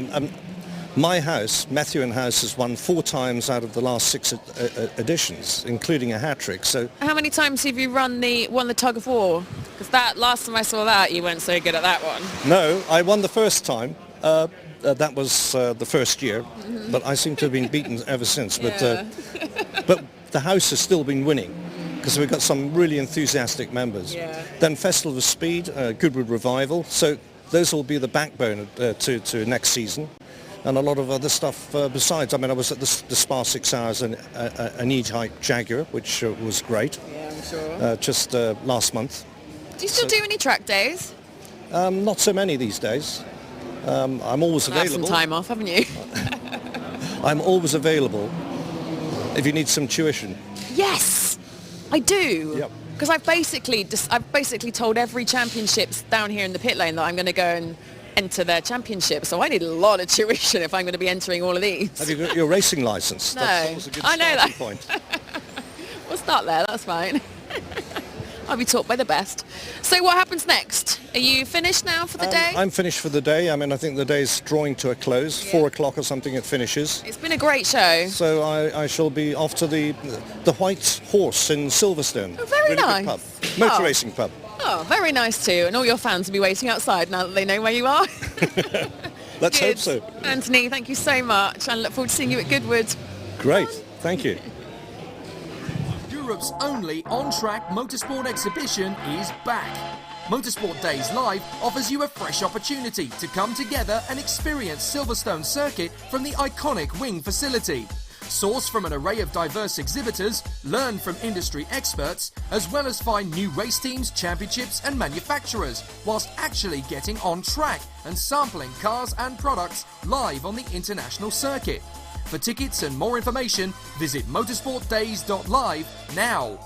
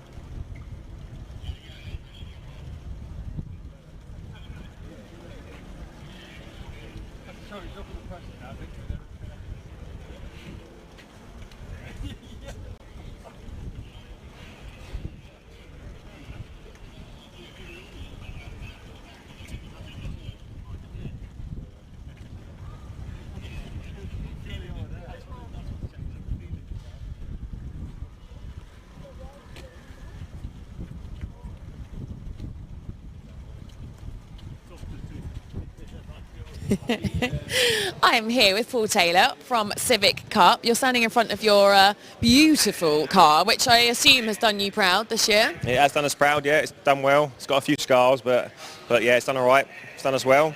What's the championship like? Very good, very competitive. Can be quite tough at times, but no, it's on a whole very good. Pretty inexpensive, you know, compared to other series. So no, it's very good, close racing. How many rounds is it? There's 7 rounds, 2 races per round. So yeah, it's quite short. The races are quite short. It's 15-minute races, so sprint races. So the first couple of laps are very important. But sometimes, you know, that can cause a few incidents, but it's racing.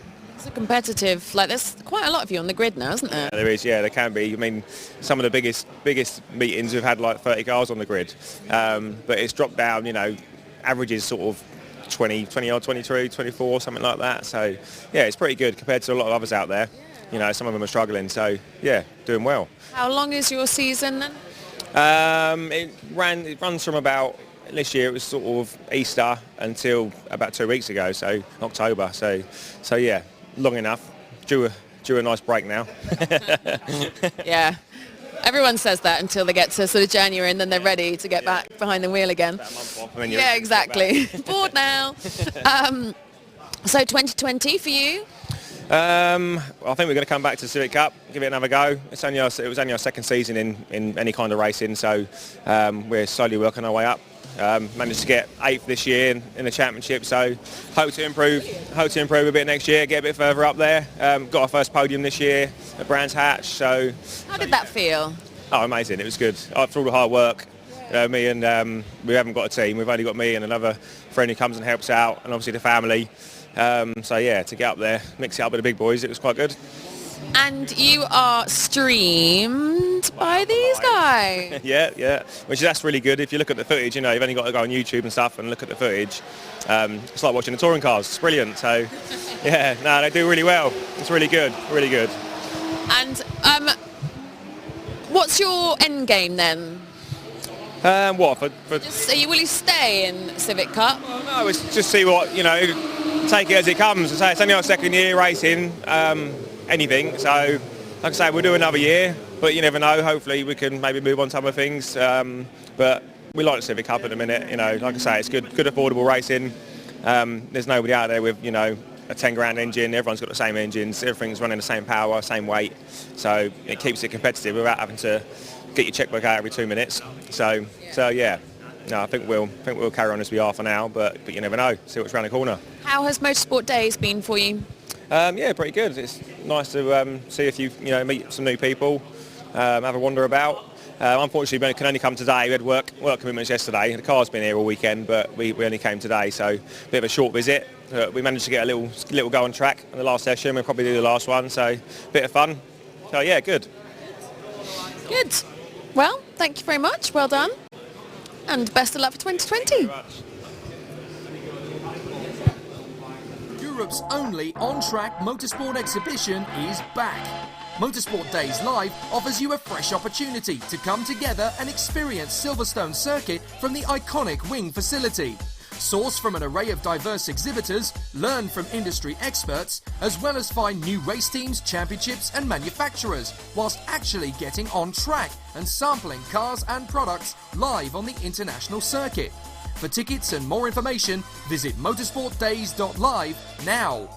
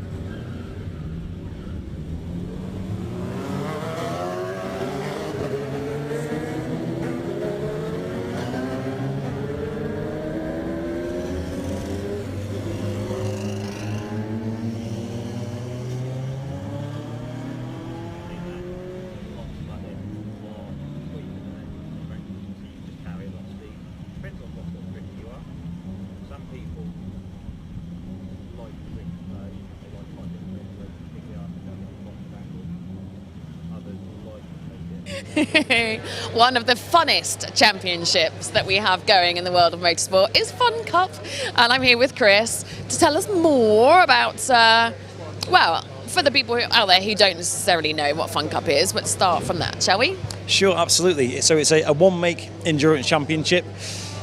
Every car is identical, so it's very, very close racing, and really, because you can't keep throwing money at the car, it's all about who is the best team, the best driver out there. Tell us about these love bugs. These lug bugs are powered by a 130 horsepower engine. They weigh, with a full tank of fuel, maybe 750 kilograms. Built from the ground up to be a race car. So handling wise, they're incredible. Really, really good fun. You sit right in the centre, best driving position. And because of the shape of the car, it's shaped essentially like a brick. So the lack of aero in lots of ways is a really good way to make the racing very close. So as soon as you overtake someone, they can just sit in your toe and you pull them around and they will battle with you at the next corner again. So it's just ongoing, makes it really, really good fun. And literally, the racing is obscenely close, isn't it? You have some big names, don't you, pedaling? We certainly do, yeah. We tend to get quite a few professional drivers coming in. It's quite interesting to see how they get on. I think some of them get a bit of a shock sometimes at the same time, but at the same time they give fantastic feedback because it's so competitive. They often bring in drivers there, maybe instructing themselves, and because you have so much seat time, it gives them such a good experience. But at the same time, because we do have the pit stops, the mandatory pit stops, that creates an absolute element of chaos and absolute fun. Drivers being thrown on the floor all the time. Oh, it's just brilliant fun, brilliant fun. So funny. It was last year, wasn't it, I think, that I came down and did one. I think I presented once last year. Yeah. And it is so funny in the pit stops, literally like pulling guys out, and they're like, you're flinging them on the floor. And the smaller guys are okay. They can hop in, hop out, no problem at all. When we get Dave in, he turns around and we literally just launch him. It's the quickest way to race, so it's what we have to do. I absolutely love it. You've got a competition running, right? We certainly do. So it's been running for a few years and we're still waiting for it to take its first victor. So essentially, if you're a brand new team coming into the championship and you win your first ever race, you win £10,000. If you come second, you win £3,000, and if you come third, I think it's £1,000. You still haven't had a victor? We haven't, no. We had one come close this year. They did a lot of training at Silverstone, getting used to the car and so on, and they were going really well. They got into the lead at one point, so the old man was a bit nervous. But I think the pit stops, the lack of experience in the pit stops was a bit of a shock to them, and I think they lost quite a few places there. But they put on a very good show. It's probably the closest it's been. But no, first, second or third is still there. So if anyone fancies a go, come on down, try it out. Once upon a time, now quite a few years ago, we almost put in an all-female team, and maybe we should relaunch that and come and win it. That would be very, very satisfying. That would be nice, you know. There is some good female drivers in the championship. I was going to say, I think Zoe Burke's had a cracking season as well. So yeah, an all-female team, if you fancy it. Fun Cup, yes. So 2020 season. Tell us about that. Okay, so where, when? Most of the major UK circuits. We've actually included Mondello Park this year. So yeah, over we go into Ireland, but it's that should be good. Last time we went there, I can't remember where it was, but years ago. Last year, I did an Irish tour and drove the Audi R8 around. That's a great circuit, isn't it? We've only had good feedback about it. So we did Zandvoort last year and the year before, so we thought we'd try a different circuit this time. So yeah, Mondello's on the cards. Other than that, Alton Park, I think we have 2 4-hour races there. Mondello's a double header, so 2 3-hour races. We'll be at Anglesey at some point. That might be a double header again. Brands Hatch, Silverstone, Donington Park, back there again, which I love. Fantastic circuit to race these cars on. And the Snetterton 300 circuit. So I think all in, we've got 37 hours of racing, plus testing, plus qualifying. So seat time, yeah, you can't really beat it. And how many entries? Don't know until next year. Roughly? Your grids are massive, aren't they? Yeah, we tend to get between 25 and 30. Yeah, so we're hoping to be at the top end of that this year coming. So we've had good interest so far. So yeah, hopefully we should be up there again. Why did you come and do Motorsport Days? Really to try it out. We've not done it before. We've done the Autosport show, obviously something very similar before. Done it every year, I think, for the last 10 years. Tend to do very well there. Motorsport Days was something, you know what, we'll give it a go and see what it's like. I'm really happy it's on. I think it's good to have something different than the Autosport show as well. And I guess any chance to market, why not? Good. Well, Chris, thank you very much. One day I shall be behind the wheel of the Love Bug. Yes. See you then. Europe's only on-track motorsport exhibition is back. Motorsport Days Live offers you a fresh opportunity to come together and experience Silverstone Circuit from the iconic wing facility. Source from an array of diverse exhibitors, learn from industry experts, as well as find new race teams, championships and manufacturers, whilst actually getting on track and sampling cars and products live on the international circuit. For tickets and more information, visit motorsportdays.live now.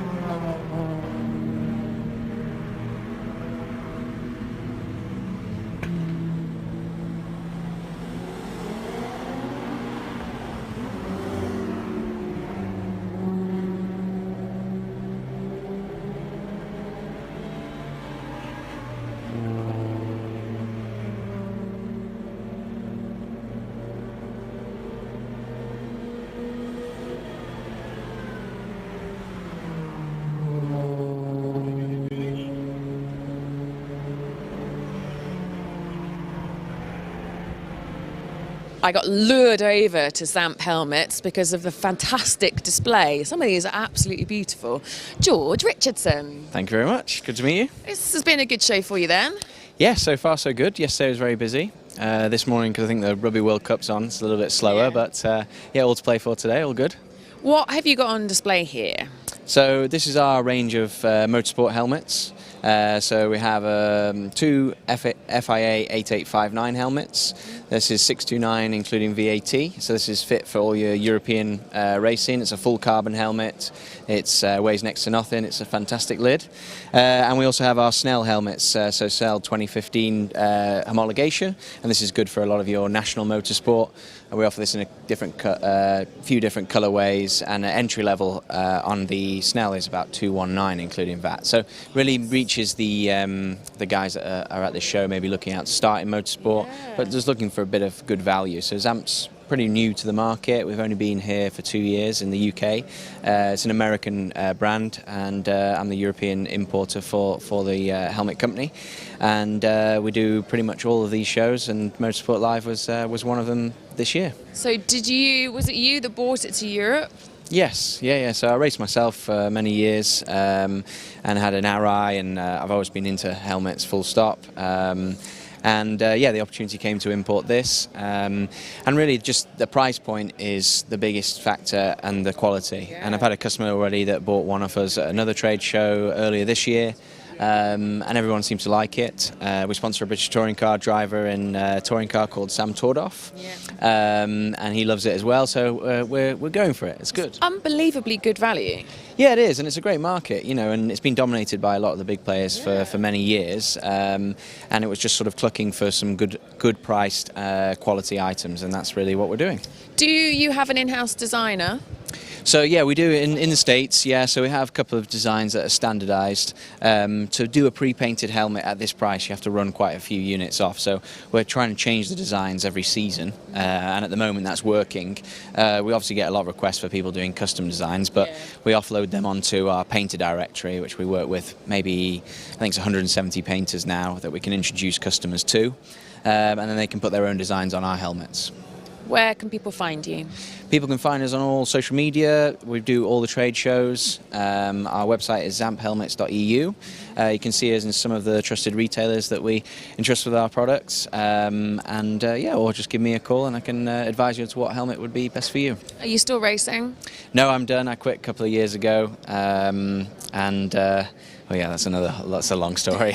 But yeah, I very much enjoyed my time racing. I've been doing it for a very long time, and I did everything I wanted to do apart from Le Mans.